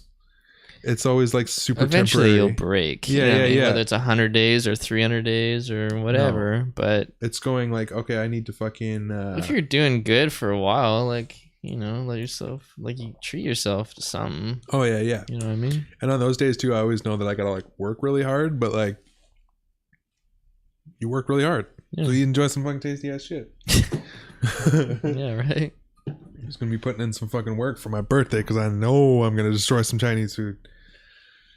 The days are fucking running out. Oh my god, man! Fucking 11 days to my birthday then, because why did that take me so long? Oh man, fucking, you'll love this. I was watching some shit over the weekend on. It started off on a bunch of different random tangents, but I started off in the Star Wars realm of watching all always a the good practical effects of the original movies. Oh, like the fucking hand painted backgrounds. And Yeah. From constructing droids and shit to the glass paintings, which I think I had heard about that one before, but I just had my mind blown about it again. Where it was just what's like his for anybody name? that Ralph McQuarrie. I believe that's his name. Yeah, dude. So for anybody that doesn't know or isn't aware of this, what they essentially did for a lot of certain scenes, because they didn't have green screens back then, was that they would build a tiny bit of a set in the middle of like the frame or whatever, where it would be like the scene where like Luke and fucking Vader are fighting, yeah, and like okay. he gets his, and then Luke gets his hand chopped off, And just it claim your own falls thing. down like Yeah. So they would have just the center portion of that would be an actual built set, and then they would have a blue screen all around it, and then fucking they didn't have like computers to add it in, like fucking the scenery behind them. So they'd literally have a guy paint a clear piece of glass Yeah. with the background and all the shit on it, minus the portion of the scene where it would be the people. cut out. Yeah. And then they'd have certain lights cut out so light could shine through the glass painting, and then they'd overlay it over the thing, and then that's Insane. essentially green screening of back in the day. It was just like, what? Insane. But yeah, you can actually watch. There's like a documentary, I think that was one of the ones that I watched. and the it's hour-long one. about Ralph McQuarrie, Oh, and okay. he was responsible for so much of shit. the artwork and storyboarding stuff. Yeah. For Star Wars, Because like- when they were pitching the movie, that was what they started with, was with all these paintings and shit like that to actually yeah, a lot of it was sell the movie. was George Lucas sitting down with Ralph, Yeah. and he would explain to him, like George Lucas would be like, "Okay, this is what I envision," Right, and then right. Ralph McQuarrie would paint it and be Yes. like, "Is this what you mean?" Yeah. Like you can even see his like conceptual paintings of like Vader, Yeah. right? Because his mask was a was lot like much more pointier, of a snout kind of. I love seeing that they even showed like I watched a bunch of stuff the other night when I was just like fucking working around the house. So what perfect thing to put on, and like in the background, just like fucking Star how Wars this shit. shit works, and then like Oh yeah. and then but like they would be like the layout of all the difference, how they got to the helmet design of the final one, from the pointy one to all these different variations, from taking all their the cues and ties from samurai culture and their samurai fucking helmets and shit. Then And you're like, "Whoa, what? That Yo, played a no part?" way. Yeah. and then like just like fucking to the crazy one that was like so I watched the one on how Darth Vader was constructed Came and to the be, evolution of Darth Vader through the films and stuff like that, to the super interesting one on how the lightsabers were originally done, where apparently the like in the sounds and shit. with the sounds, of course. Yeah. But the one that was really intriguing that I didn't really know was the visual aspects of it, how they did it in the first movie, the very, very first cuts of it, at least, was that they would actually they'd have the hilt, which was actually just a, speaking of cameras on the screen right there, was a flash from an old school camera that was the housing that they just took the light bulb out of, and that was the lightsaber handle. Like Okay. literally almost unmodified. Was pretty much a lightsaber handle. Like literally even had the turn on The button switch, yeah. and like the magnets or the battery packs at the bottom of the lightsaber. That shit was all part of this flash housing. And fucking so anyways, they to get the visual effects in the first cuts of it, they had this rotate, like the blade of it was a rotating pole that had reflective tape on it. And it would spin around and reflect the light off from the fucking studio lights. But if they moved their lightsabers in a certain way, you could see the pole rotating. Oh, And there's actually like some scenes in it where you can actually even kind of see it a little bit. I don't know if I've seen that. And then actually. fucking, yeah, like I had never seen that before. And then so eventually because I mean, every single time they would hit somebody or another lightsaber, it would fucking either put a dent in the fucking reflective tape, or you could stop the rotating of the thing, and it would just fuck it up. So then eventually they went to just reflective tape, and it would reflect the thing off, and then the same thing, it would still fuck up on that. And so as they were filming the movie, they were evolving the lightsaber technique Throughout the filming? movie. Like, so like there's a couple of the original scenes that are the rotating thing, and then it's just the reflective tape, and then it gets to the point when it's the fucking Just figuring out as you go. Right? yeah. So then they have a blank pole that now is just gonna be the frame of reference, because they've had a guy figure out how to actually Relay like the color. what they did for that was literally, because it was filmed on film where it's like at 24 frames per second, so they would go through every single frame, and a person would hand paint the color for every single lightsaber in makes sense. every single frame. And then so that's how they did That's it all for you fucking could do. ever. Yeah, right. Yeah, and it was just like that mixed in with a couple other techniques where they would fucking sometimes even scratch in ever so lightly so the light would leak through the actual film to get that luminescence of it. Like just weird shit like that, right? Yeah. So then when it came time for the sound design for it, the guy was just like, he saw one of Yeah. Ralph McQuarrie's paintings before anything had even come up, and he saw the lightsaber in Vader's hands and was just like, Whoa. I can hear that. I can already hear that, and I know they want me to figure out all these other things first, but fuck this. I need to come up with that lightsaber sound. Imagine having that task, right? Right? And it's Like, so what amazing. does a lightsaber sound like? So he fucking he's is sitting super in this cool recording how he studio all figured the it out. time, right? And so there was this tape recording deck that would have this it would always just be like on a road, like a, when it was on, it would have like a rotating hum to it. So that was where the came from, right? Like the classic hum of it, right? But then he's like, it's still not, it needs something. Like it needs, When it hits something, what's the sound it's gonna make when it and not hits even just that, something, like just the too? hum by itself needed like a sizzle. And so he said he was like in his fucking recording studio or whatever, and this one mic that he had a broken cable, like the shielding on the cable was exposed a bit. So like when he was walking behind a TV set, one of the old fucking CLR TVs, fucking it gave off this crazy static noise and like the sizzly static, and he was just like, whoa, oh shit, Yeah. records that. Yeah. So then he mixed that sizzly static, popping sizzly sound over top of this this hum that's like kind of doing its thing, and then that's how you get the light, just the standard lightsaber on noise. Yeah. And it was just like, what the fuck? It's And cool, it's man, such an yeah. amazing noise. And then do you remember how he figured out the sound of them like hitting? What do you The one for them hitting, it was a mixture of a few things, but I think it was like stretched out cable, right? And he'd hit him with wrenches and shit. Yeah. And then fucking the So coolest sick, one was yeah. like, okay, well now I need to create sound. I need to create movement for the lightsaber sound. So he was just like, how do I do this dynamically? Like I have this amazing, like this hum with static. So we played it over a loudspeaker while he was watching the film, took a large fucking microphone, like a shotgun mic, stood in front of the speaker that was shooting the sound at him, and would mimic the movements.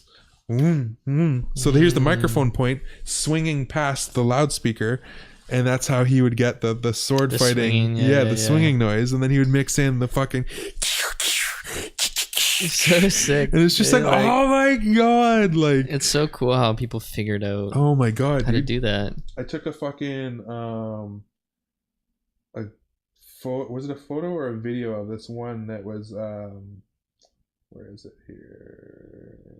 Like from what you were watching. Yeah, it was crazy, dude. Like fucking or is that just cat stuff? It's probably just cat stuff. What the fuck is it?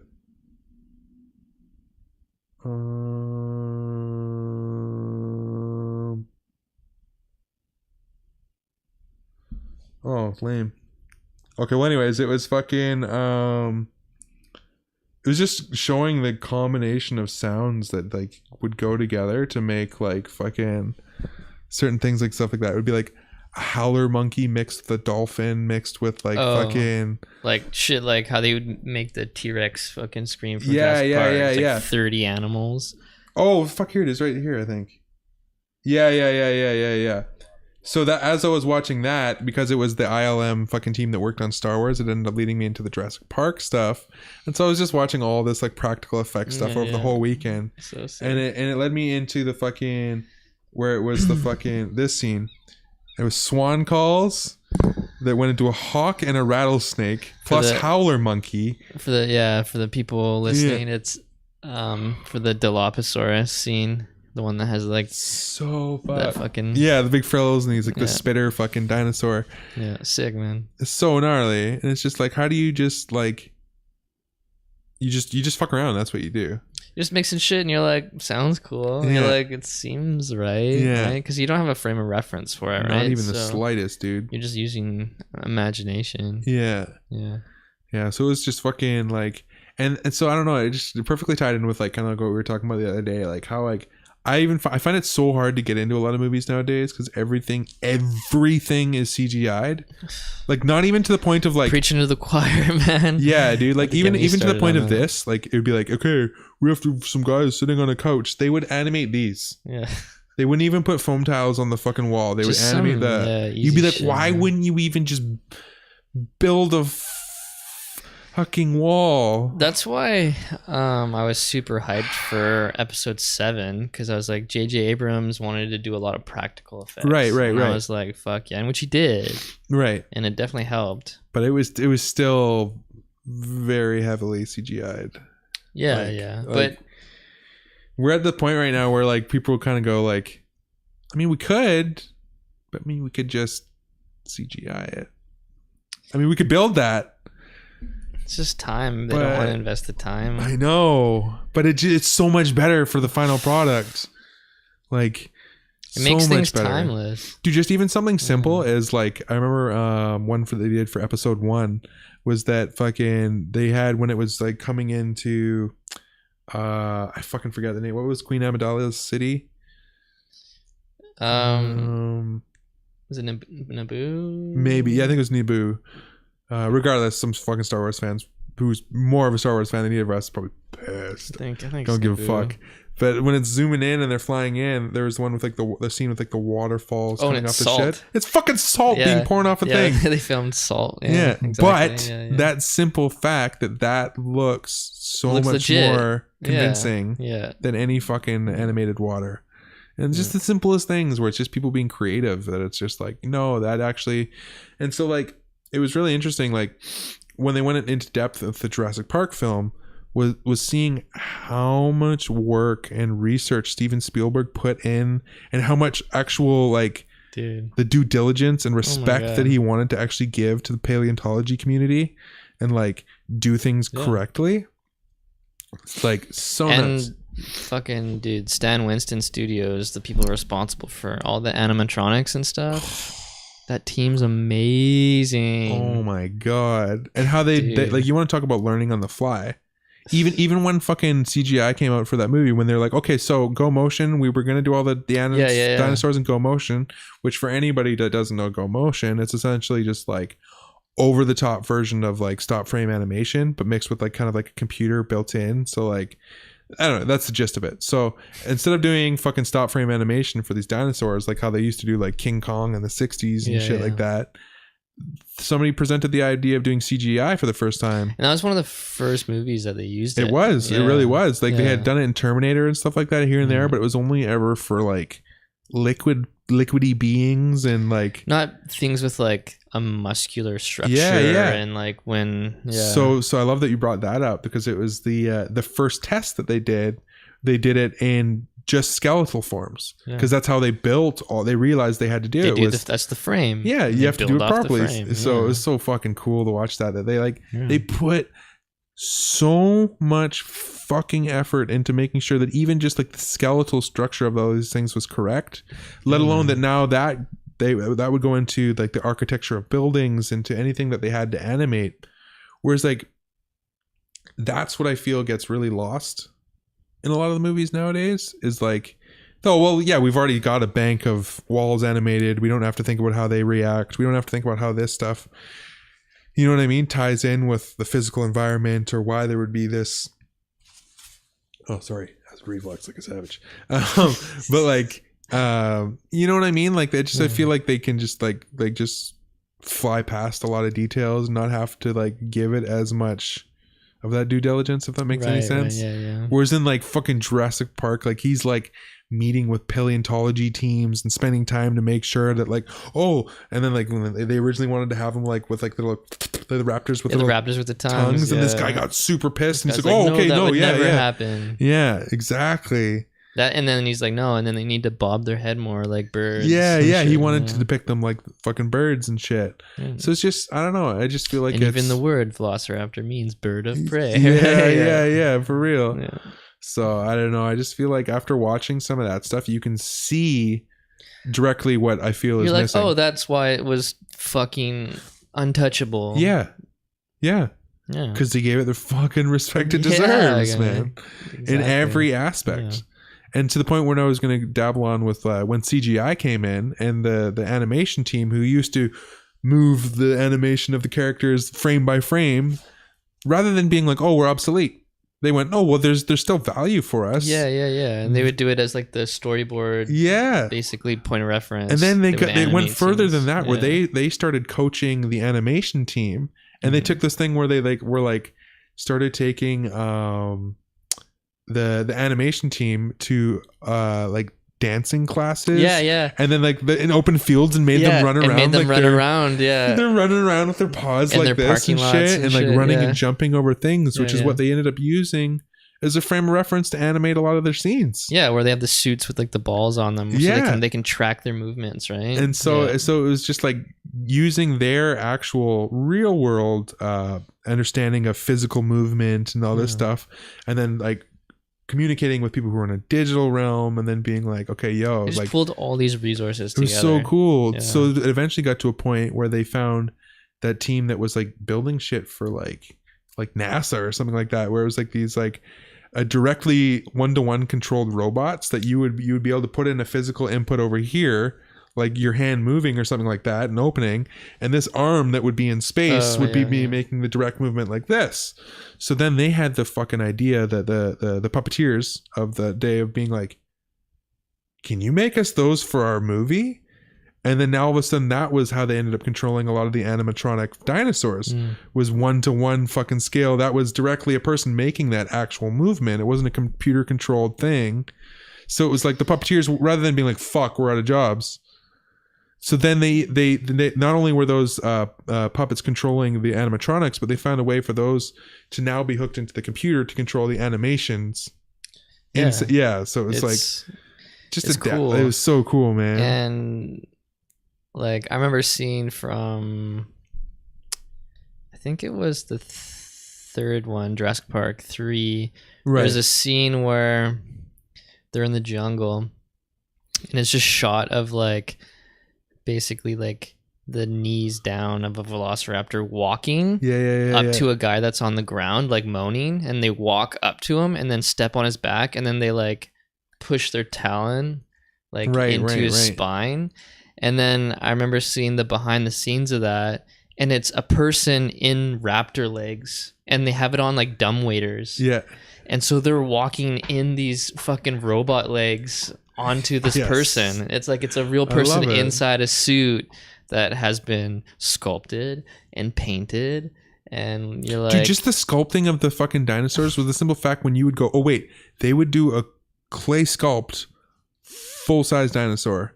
yeah, the T-Rex especially. Every yeah. single thing, every single scale out of clay, every little detail, and then they would make a Teeth. mold of that Insane. to make skins from that mold. And then they'd put that skin over top these animatronic fucking dinosaurs. Giant robots, they'd slip it on. Yeah. like, oh, dude. Like so now the amount of work. that same thing that you're talking about, dinosaur, fucking dumbwaiter legs, crazy amount of painting and sculpting and this things, walking on its back. Now it'd be a dude lying on a fucking green screen floor, and nothing would happen, and you just see him And go. he would just be, and they'd go act like you're somebody. They would overlay in jungle background. They would overlay in everything. Every single fucking thing. Yeah. They to the point of like overlaying some blood on his face and like give And him that's a why bit of a it's dirtier so face. hard to believe it, because like even your brain is like something doesn't look right. Yeah. You know, so it's not convincing. So I go through that mixed with the like a lot of times these newer movies are relying on the effects to cover up the fact that they don't actually have any plot or that they don't have any. So But look at the like Transformers, right? Look at all this shit blowing up and buildings falling apart. it's like when you know? Avatar came out and you're like the underlying of it's like this story's been told 10 fucking million times. Some fucking Pocahontas. Yeah, You know? exactly. Yeah. But you're just like, whoa! Yeah, it's fucking. You'll never beat practical effects, man. You can't fucks with it. So good. It's so fucking good. So good, man. And it's the simplest things that even just make a difference. Of just like we're saying, like the constructed set with the painted glass. You know what I mean? Like that painted Or glass. they have is the still a miniatures, right? the miniatures. The minute. Because there would be multiple scales of the miniatures. There'd be a miniature, the miniature model for like the They'd have pulled ones away this scene, big, or and then they'd have the blown up for the close up like macro shot. Like yeah. Dude, so sick. so much respect for that. Yeah, fucking. I was as soon as I like hopped into the Jurassic Park ones, I was like, oh fucking Adam would love this shit. Yeah. Well, I've seen all that stuff before. And Yeah. multiple times because I love it. It doesn't get old for me. No, man, it's the same thing. It's yeah, it's like shit gets me hyped. But speaking of Star Wars and Jurassic Park, Star Wars comes out on Friday. Oh shit, it's that And- soon, eh? Yeah. I haven't watched any trailer. Me neither, dude. I just saw the poster for the first time. Yeah, I've only seen 2 days ago. the one, maybe two posters. See, I've only just seen the one because I was looking at tickets to Right, buy right. tickets. So it's like obviously you have to see it. And then I saw there's a trailer for the new Jurassic World I still haven't even seen the Fallen- last one. Fallen Kingdom, I think it's called. I still haven't even seen the last Jurassic World? Yeah, Yeah. that's why I It's worth watching. it definitely 100%. is. It's just I saw trailers I'll for watch that. them no matter how dog shit they are. Just Yeah, because yeah. I grew up on Jurassic Park. For reals, yeah. But I'm not gonna say it's the best one. No. It's not. I think definitely it goes in order. Jurassic Park 1 is number 1. The second's the second best. Third is the third best. Yeah, Jurassic yeah. World is the fourth best. But they're all good in their own ways. Oh, dude, The absolutely. one is just untouchable. Yeah. But yeah, so Jurassic World 2, I think it's Fallen Kingdom is what it's called. But again, I was like, oh, scrolled right past it. I didn't want to watch the trailer. Yeah. I think it comes out in June. So I'm Yeah, I've interested been- what they're I'm, gonna do with it, with the story. And it's the same thing with the Star Wars films. Like I'll always be stoked to watch them, but like I'm only like crazy about the original ones. Like That's what we grew up on. yeah, and for me though, it's what it comes back to again. It's the fact that those movies, the reason I loved them so much, were these practically done marvels. yeah. You know what I mean? So now It's when we get movie into this, magic, that's what we talk about, right? exactly. So then when it gets Literally into all movie these other magic. new ones, I'm just kind of like going, like you're just.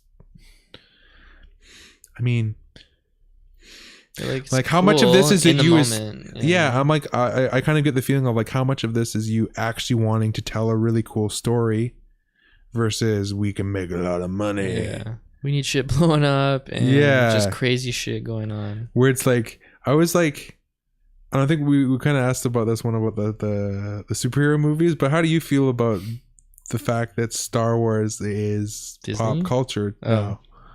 Like Star Wars is everywhere.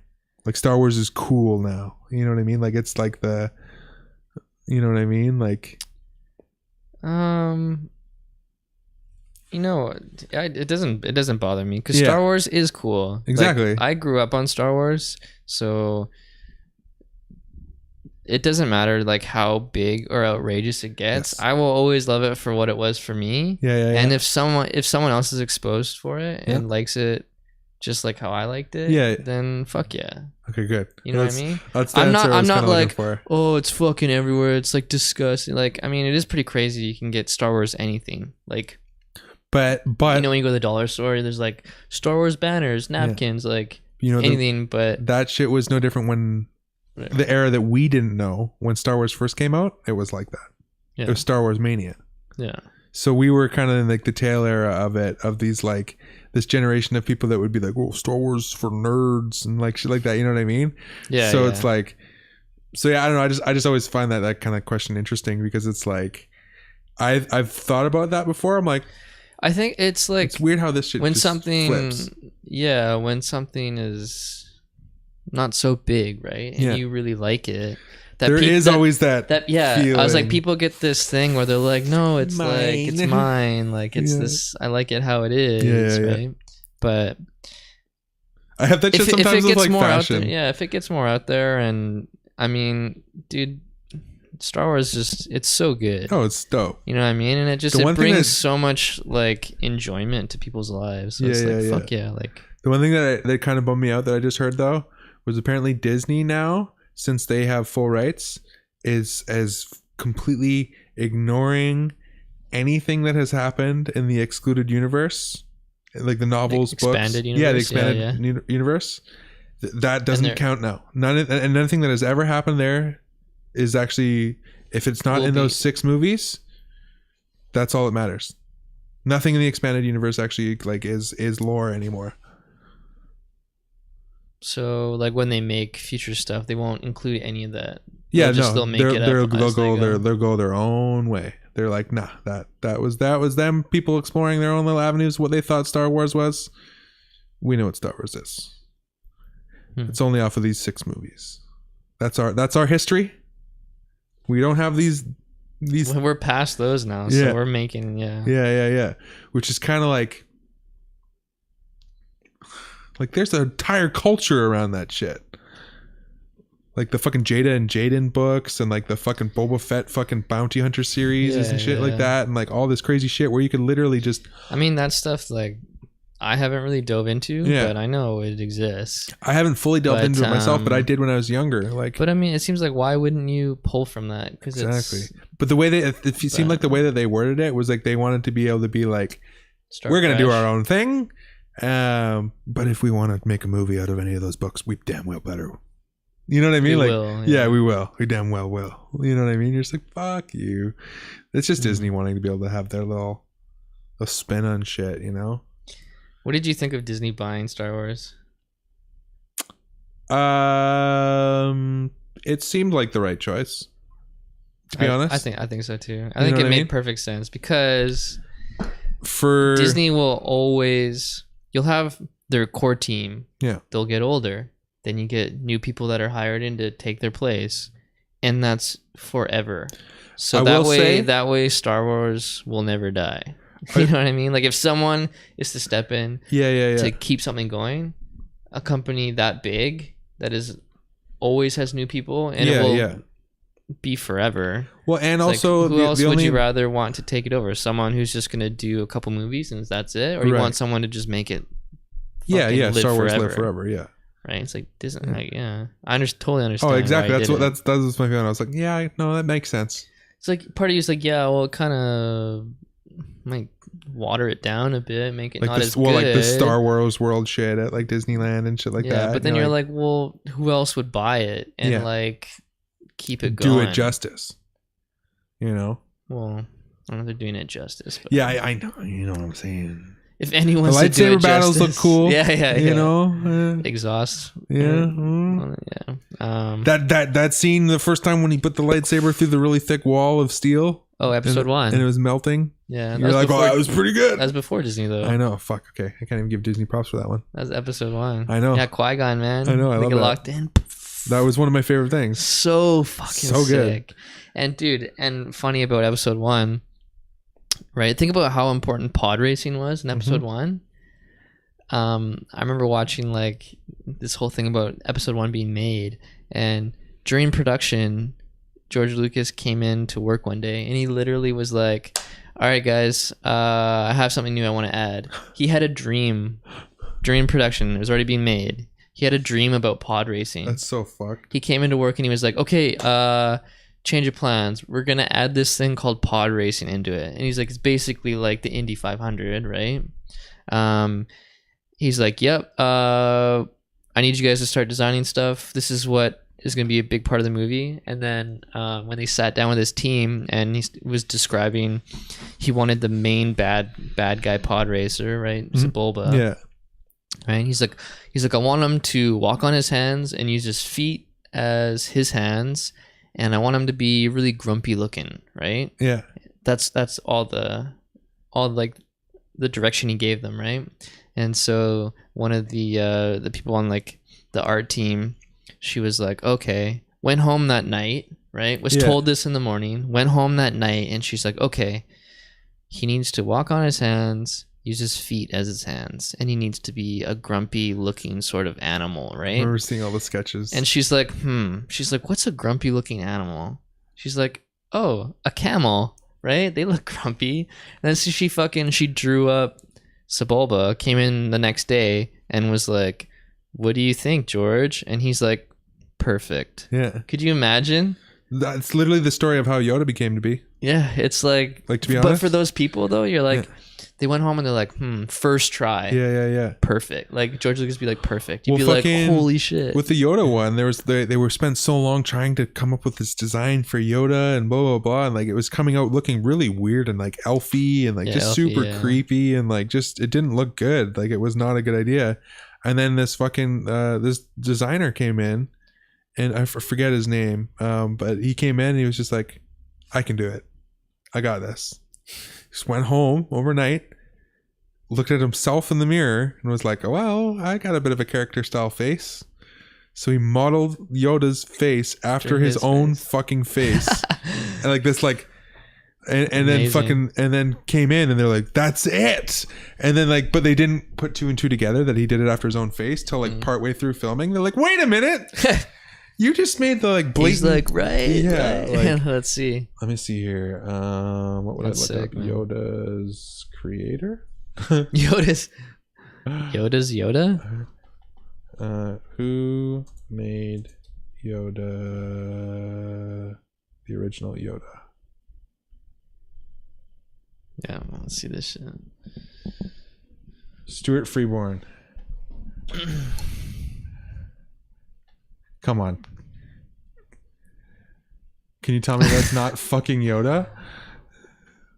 Like, Yeah, I see the family resemblance. Holy shit. yeah, Yeah, so Stuart Freeborn was just like, yeah, I just blatantly made myself with like a little more wrinkles and shit. Similar, yeah, for You know? sure. Like the nose structure and the eyes, 100%. Shape of the head, hairstyle. Yeah. Yeah, I was just like, whoa, that's crazy. And then like obviously the older he gets, he just became Yoda. Yeah, that was a crazy Go to one. the far left. Yeah. Yeah. Oh, Aw. you bitch. Actually, I got this. Oh. Yeah. That's so crazy. Cool. Yeah, and just random shit. And then like they tried so long to get it like nailed, and then Stuart Freeborn came in and was like, no, I got this. When did that like basically overnight and came in, they're like, that's fucking perfect. Amazing. And sure as shit, it's just fucking him. Yeah, and that's how all that cool stuff happens in the practical effects world or things of that nature. It's usually people just like trying some random shit. Dude, and like the puppeteering of Yoda in the original movies. So Holy shit, dude. So cool, man. Amazing. Yeah, the fucking world of practical effects is insane. Yeah, they went through some fucking cool things, man. But dude, just to like one of the random clips that came up, one of those like top 10 videos where it's like top 10 most unneeded Star Wars edits or some shit like that. And that was literally the name of it, where it was just like you're like, Lucas, why did you have to re-edit the film just to add that in? Like there's this one scene. Oh, yeah. Like there's so many of those where you actually apparently you end up Fuck. you find out that he's been editing the movie since the first showing of it. Like the first showing of Star Wars. Not even before it was called A New Hope. Star Wars. The first showing in a theater. He edited it after watching that. In the theater, he was like, "Oh, it needs." He's like, no, I don't like needs- that ending scene. We have to refilm it and edit it. And then so he's been editing it since the first showing. God, brutal. Yeah. To the point where you find out that stuff where like he's edited like films like dozens of times. Like not even just like, oh, like because they'll just like dub it as like a remaster, or not even, it's just Yeah, like, yeah. oh, new cover package came out, and it's just like he just somehow The trilogy. yeah. Like there's a scene that I didn't even know where like, you know, when Luke in Return of the Jedi is Yeah. going to Jabba's palace, Yeah. and he fucking opens the door closes behind him, there's that weird looking spider thing walks through the background. That's now all animated. But there's a scene where he redid it recently where it cuts to Sebulba walking down the fucking stairs for like literally 1.5 seconds. And Oh, it's yeah. Once he's in. yeah, but yet it doesn't make sense because at that time everybody else is asleep and having a nap, and like the guy explained the actual background behind it, and there's like no actual reason that Sebulba should be there, let alone him walking around at that point in time, and like they just did it to be like, oh look, Sebulba. Like, Yeah, but you know what though? It could have not been Sebulba. It could have just been someone of his race. yeah, true. Right. But it blatantly like it was Sebulba. Yeah, because there's times where I remember in the cantina scene, right? Yeah. Solo kills Greedo. Yeah. Right? And then in the newer one, like the updated version of it, it has like that scene where Solo's going to the Millennium Falcon, and then when Jabba's next to him, Yeah, and yeah. then like he walks over his tail and it goes all glitchy. Yeah. And then you They've see re-edited that scene like and then 3 you times see too. Greedo. Yeah. And you're like, but he just killed him. And then you're like, oh, well, it's just someone of his race, right? I So forget what the name of those guys are. it could just be one of those things. It could just be like, it's not necessarily Sebulba is my point. It could just be to tie in. They're like, oh, remember, this is someone you're going to see. It's foreshadowing. But even so, it was just more or less just the simple fact that he's just it's a reminder with context of the building that like everybody is like, you know what I mean? It was just like they literally like he's trying to understand why they would even edit in that scene. And it's just like there's so many scenes like that you're just like, why did you like the cantina scene? There's the Wolfman with red eyes. He's like a classic character from like the original ones. They ended up editing him out and editing another character over top of him. But then when they cut to another couple panning scenes, they forgot to re-edit him out, and then he's there rather than the edited over top of character and stuff like that. And you're just like, why are you going through so much effort to like? You're fucking it up. Yeah, like to the like something simple where like when he cuts off the Wampa's arm with the lightsaber. It's all bloody. Yeah, they made the scene longer and more gruesome. But you're like, oh, it's all bloody, but it's a lightsaber. It should just cauterize it. And then on top of that, fucking Mark Hamill still to the day like hates the fact because he's like, Luke wouldn't do that. Luke would not attack an animal that's just fucking trying to eat his meal. Like, wait, in that scene? Yeah. That wasn't Luke. That was... No, when Luke's hanging upside down from the fucking... and the Wampa... And, I thought you were talking about the cantina scene. No. Sorry, I flashed to a different one. Yeah. But when Luke's hanging upside down and wakes up in the Wampa cave, and then he cuts off the Wampa's arm, they made that scene more bloody and gory and shit like that. And then fucking... But that one, he cut his hand off and it was cauterized. It's the cantina one. He cuts... When he's like, he doesn't like you. But they they re-edited the Wampa scene to be a big bloody arm, gory scene. Did they? Yeah, they did. Because I was just watching a thing where Mark Hamill talks about how much he hates that scene when it first came out. Because it's like, first of all, like he's like, we're not cutting the Wampa's arm off with this strike, right? It's just gonna like graze him and scare away the Wampa. And they're like, yeah. And then the edit comes back and the Wampa's arm falls off, and he's like, what the fuck? Like Luke wouldn't do that. And then now, and then a new trilogy, they made it even more bloody and like this, like they have the Wampa going like this, like blood pouring smoke. Yeah, just like okay. Why did you need to do that one? Like, I remember learning to, because he gets knocked off his tauntaun, right? Yeah. And then he wakes up upside down. His face is kind of messed up, right? And then later Han finds him, and then he's like all wrapped up, and he can see he actually has stitches and he's scarred up and shit, right? From that, you know, that was real. Oh, really? Yeah. Oh, no shit. Yeah, because after filming episode 4, right, Mark Hamill was in another movie, and it was like some car movie. And he got in a car accident, and it fucked his face up. Like, and it was real. Yeah. And so going into filming episode 5, they all fucked up. That's why they made that whole scene up, him getting attacked, because it would make sense that his face would be scarred up and like whatever, right? So if you go back and you watch it, that's why his face actually changes completely. Like to this day, like episode 4.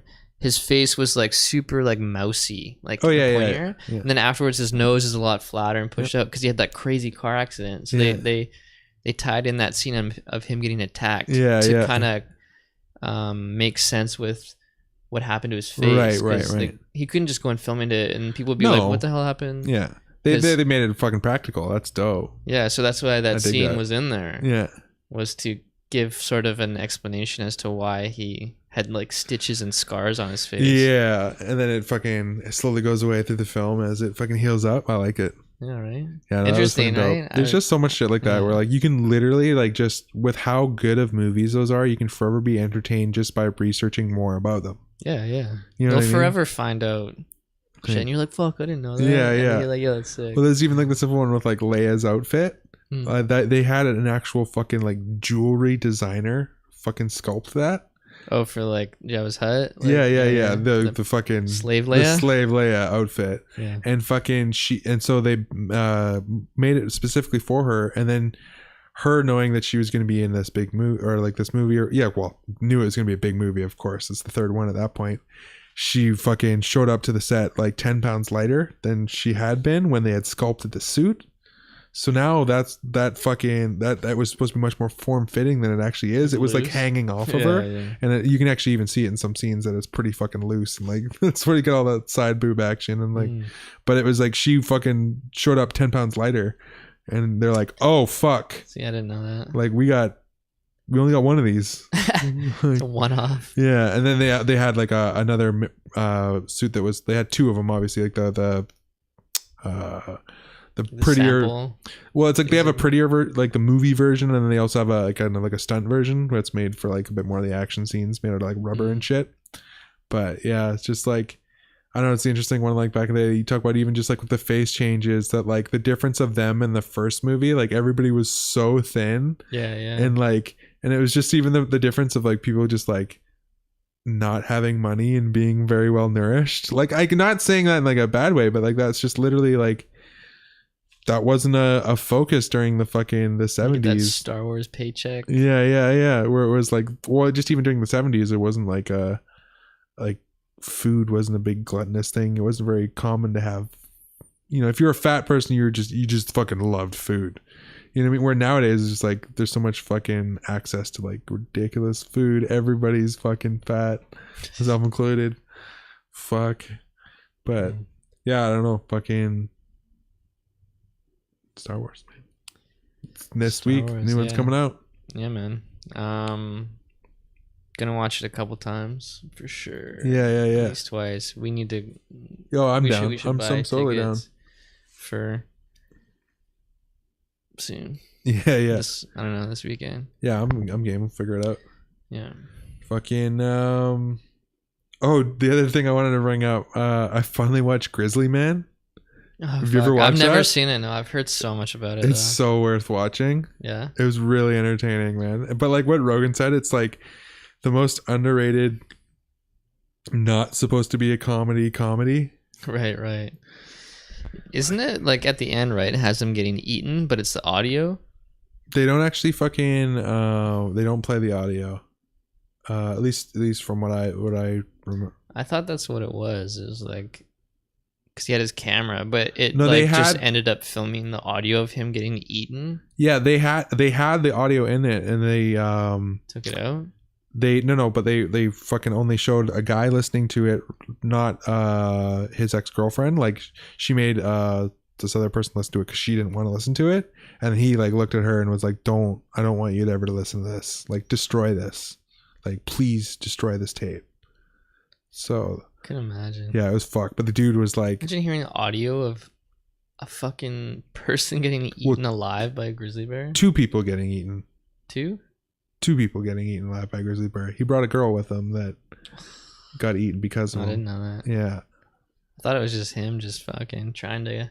Well, it was just him for fucking over a decade, and then like somehow a girl got roped into it, and then like by the end of it, He's like, no, trust. It's good. We got a secret handshake. No, it was one of those ones where it seemed like God. like I don't know, like maybe the girl like fucking tried to tag along or some shit, but then it just ended up being like I don't know. Bad idea. I don't man. go and do it too much, but yeah, it was crazy to watch, man. Like, but it was actually fucking like it was entertaining as shit in like a bunch of different ways, like being hilarious because the guy was so fucking nutty. Like the guy was like, Was he? he was nuts, man. Gone with the wind? Or Oh, what? dude, like he would fucking film like he thought, I don't know what, like how he would picture it in his brain, but I think he thought that like he might be able to sell his footage to like random channels and shit after the fact. So like if he set up a camera at a point, he would come in with his bandana on, and then he'd film one with bandana on, and then one with bandana off, and then one with his sunglasses on, but all the same take, but each one maybe a little more ramped up than the last one. So they could choose like whatever. I don't know. And then he's just like, anybody he would kind of just explain his thought process through it, and he'd be like, he's like, you know, I don't usually wear the camel bandana, but something he had like a really flamboyant voice. It's just like, but sometimes I really like to wear the black bandana, so I'll wear the black bandana in this scene, and then I'll come through a bit more aggressive wearing the camo, and I'll get my sunglasses on the next one. It was just like, It was filmed like over how long of a period? he had been doing it for a decade. Like filming it? The like, filming portion was movie probably you over watch? the movie was probably only over like a few years, 3-4 years kind of thing. But yeah, he'd been doing it and living with the bears, trying to like protect them for over a decade. Fuck, that's crazy. It was insane, man. Dude. Yeah, that's it's worth a fucked. watch, man. Like it had been so long that like I mean you always hear fucking Did Rogan you like just stream it or? yeah, it was on Prime Video. Like Amazon Oh. Prime has a streaming service. And I just saw it on there and I was like, okay, I gotta watch that. Yeah, I should watch it. I'm eating some food. I'll fucking watch some bears eat a man. Fucking crazy. But it's crazy alone just to watch for some of the fucking footage he's got of bears. Is it have footage of him like chilling with them, like Dude, he'll just be sitting there. like Jungle Book style? Dude, no, like- he's like they're floating in like a river, and he's like on their stomach. He talks to them like they're fucking like dogs and shit. Like they'll walk up to him and he's like, hey there, Sally. Hey, how you scratching their doing? fucking- And then she comes up to him and she's like got an aggressive look on her face and he's like, no, and like hits it on the nose and he's like, you don't do that, Sally. Don't do that. And then the bear's kind of like, oh shit. Oh, and then he's like, no, you don't do that, Sally. And then the bear starts kind of like trying to run away. Then he's like, I'm sorry. I'm so sorry. And the bear like kind of looks at him and like it's literally like the kind of shit you would like do with like an animal. Like it's you're Like a not pet. supposed to do this, Yeah. even the slightest. But he's doing this shit, and like it's this like you see him smack full-grown grizzlies on the nose and shit when they come at him, and like him stand his ground and shit, and then like be like, "Oh, Sally, I just had to. You were being in the wrong, Sally. I had to do it. You're so sweet. Look at you," and like just like going like it's the weirdest thing. Like, but you get to see these bears like feet away from him, like he's holding the camera and they're like this close, and it's just like that thing could just it did end up eating you, but the one that ended up eating him wasn't the ones that he was around all the time. It was this recluse bear that had came through and was like tired and fucking, and it was because the season he was in somewhere where he shouldn't have been. The grizzly man was somewhere he shouldn't have been at the time, where everybody was like, if any bears were up, they probably should have been hibernating at the time, so they were looking for food, and just like so that you met this recluse bear that had not made its way into hibernation, and fucking it was what ended up getting him. Night.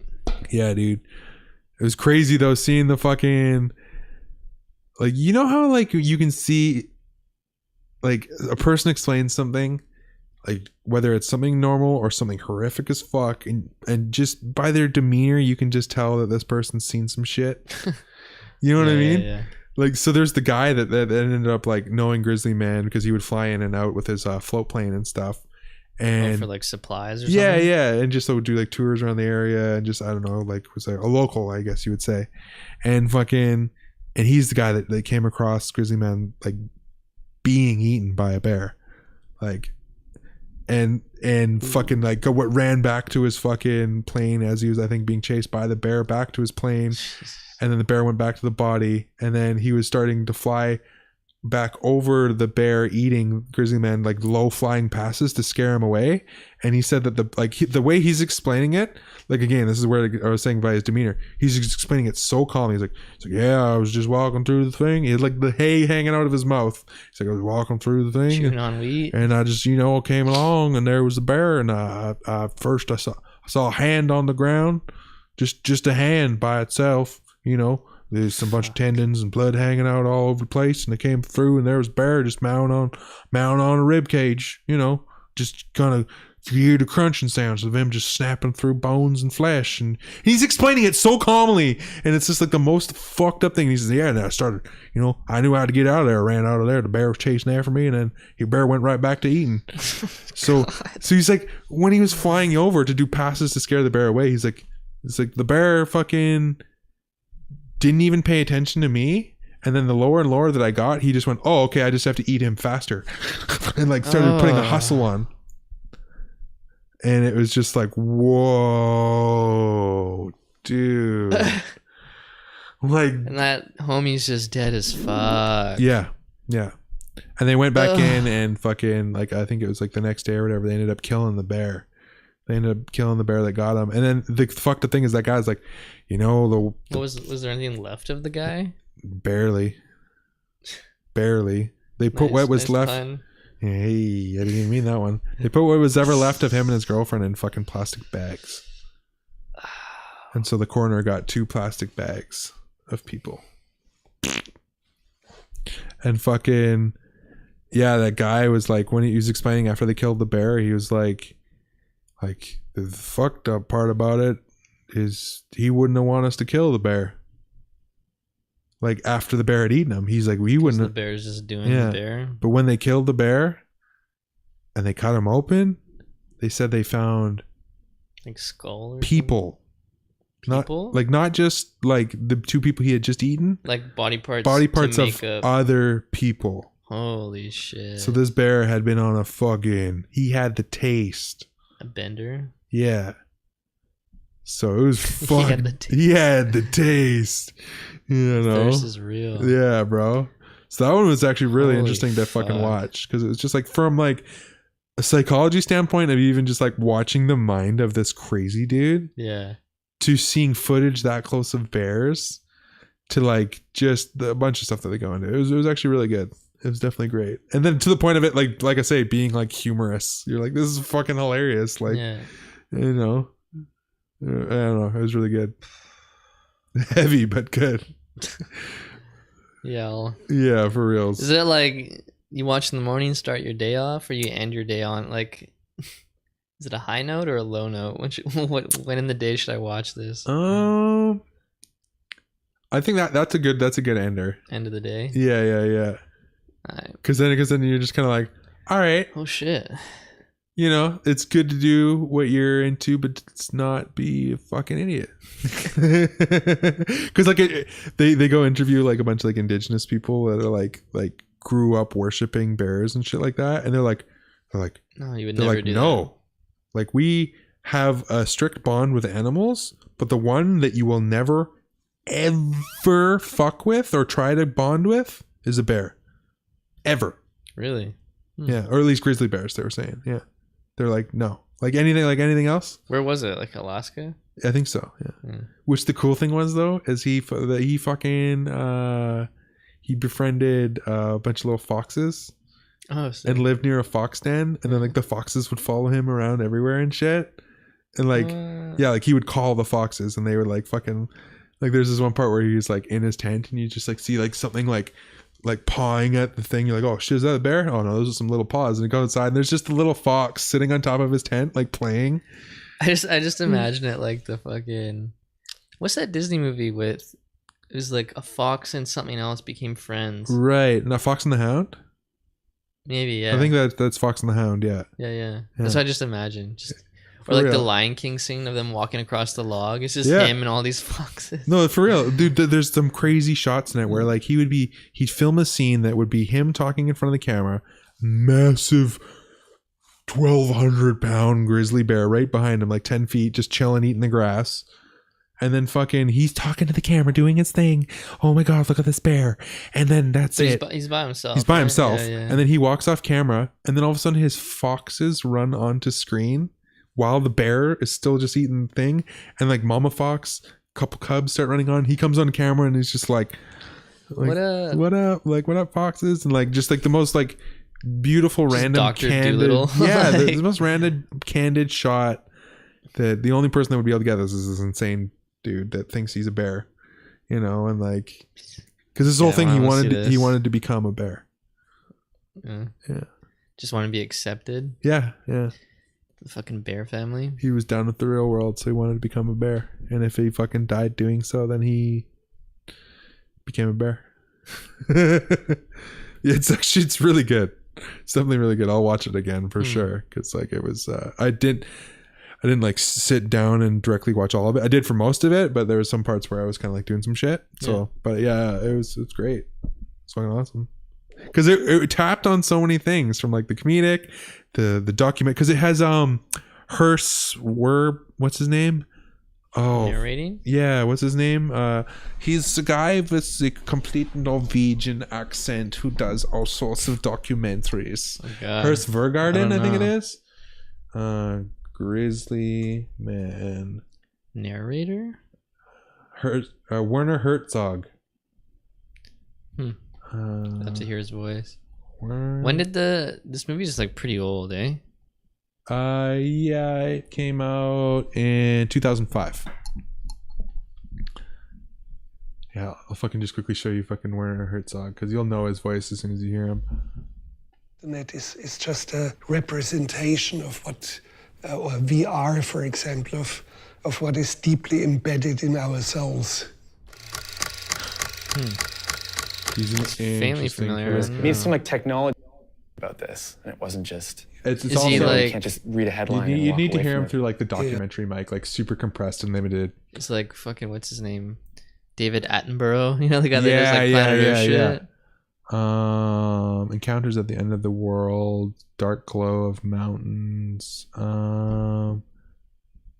Penguin Depressed. Here we go.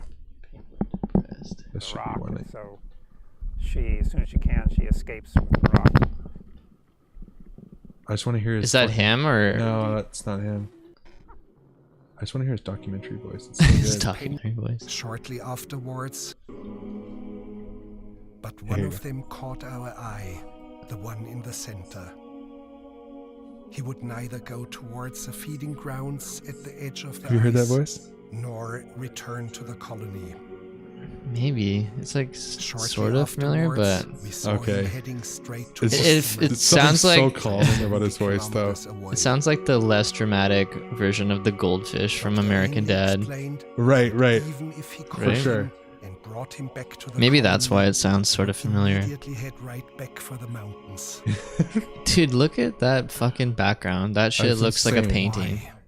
Exactly right. And he's just heading off into the fucking distance by himself.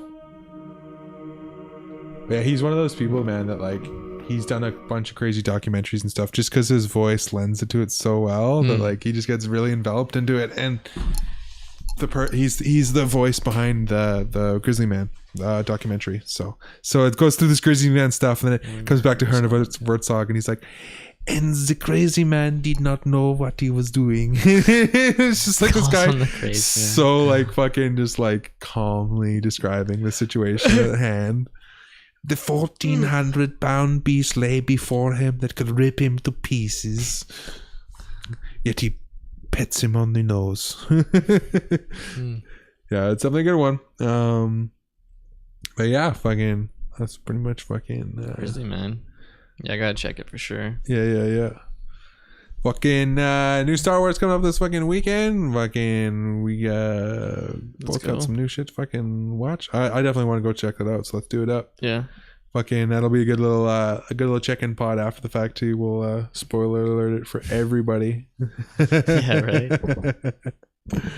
Word fucking Fucking Luke dies. yeah, dude. Fucking did I tell you about that thing that I saw online that was like the best way for spoiler alerts ever? Where it was like, I'm really into car stuff, right? Maybe. And it was a little Foursquare meme, and it said, "Check out these rad spoilers." Oh yeah. The spoilers. Yeah, and it was like fucking like big wing, drag wing, and then like Honda Civic wing, and then it was like so and so fucking dies in Thor Ragnarok, and I was like, oh, wait, I don't care about that Like, movie, so you fuck you. Yeah. Oh man, yeah, that's funny as shit.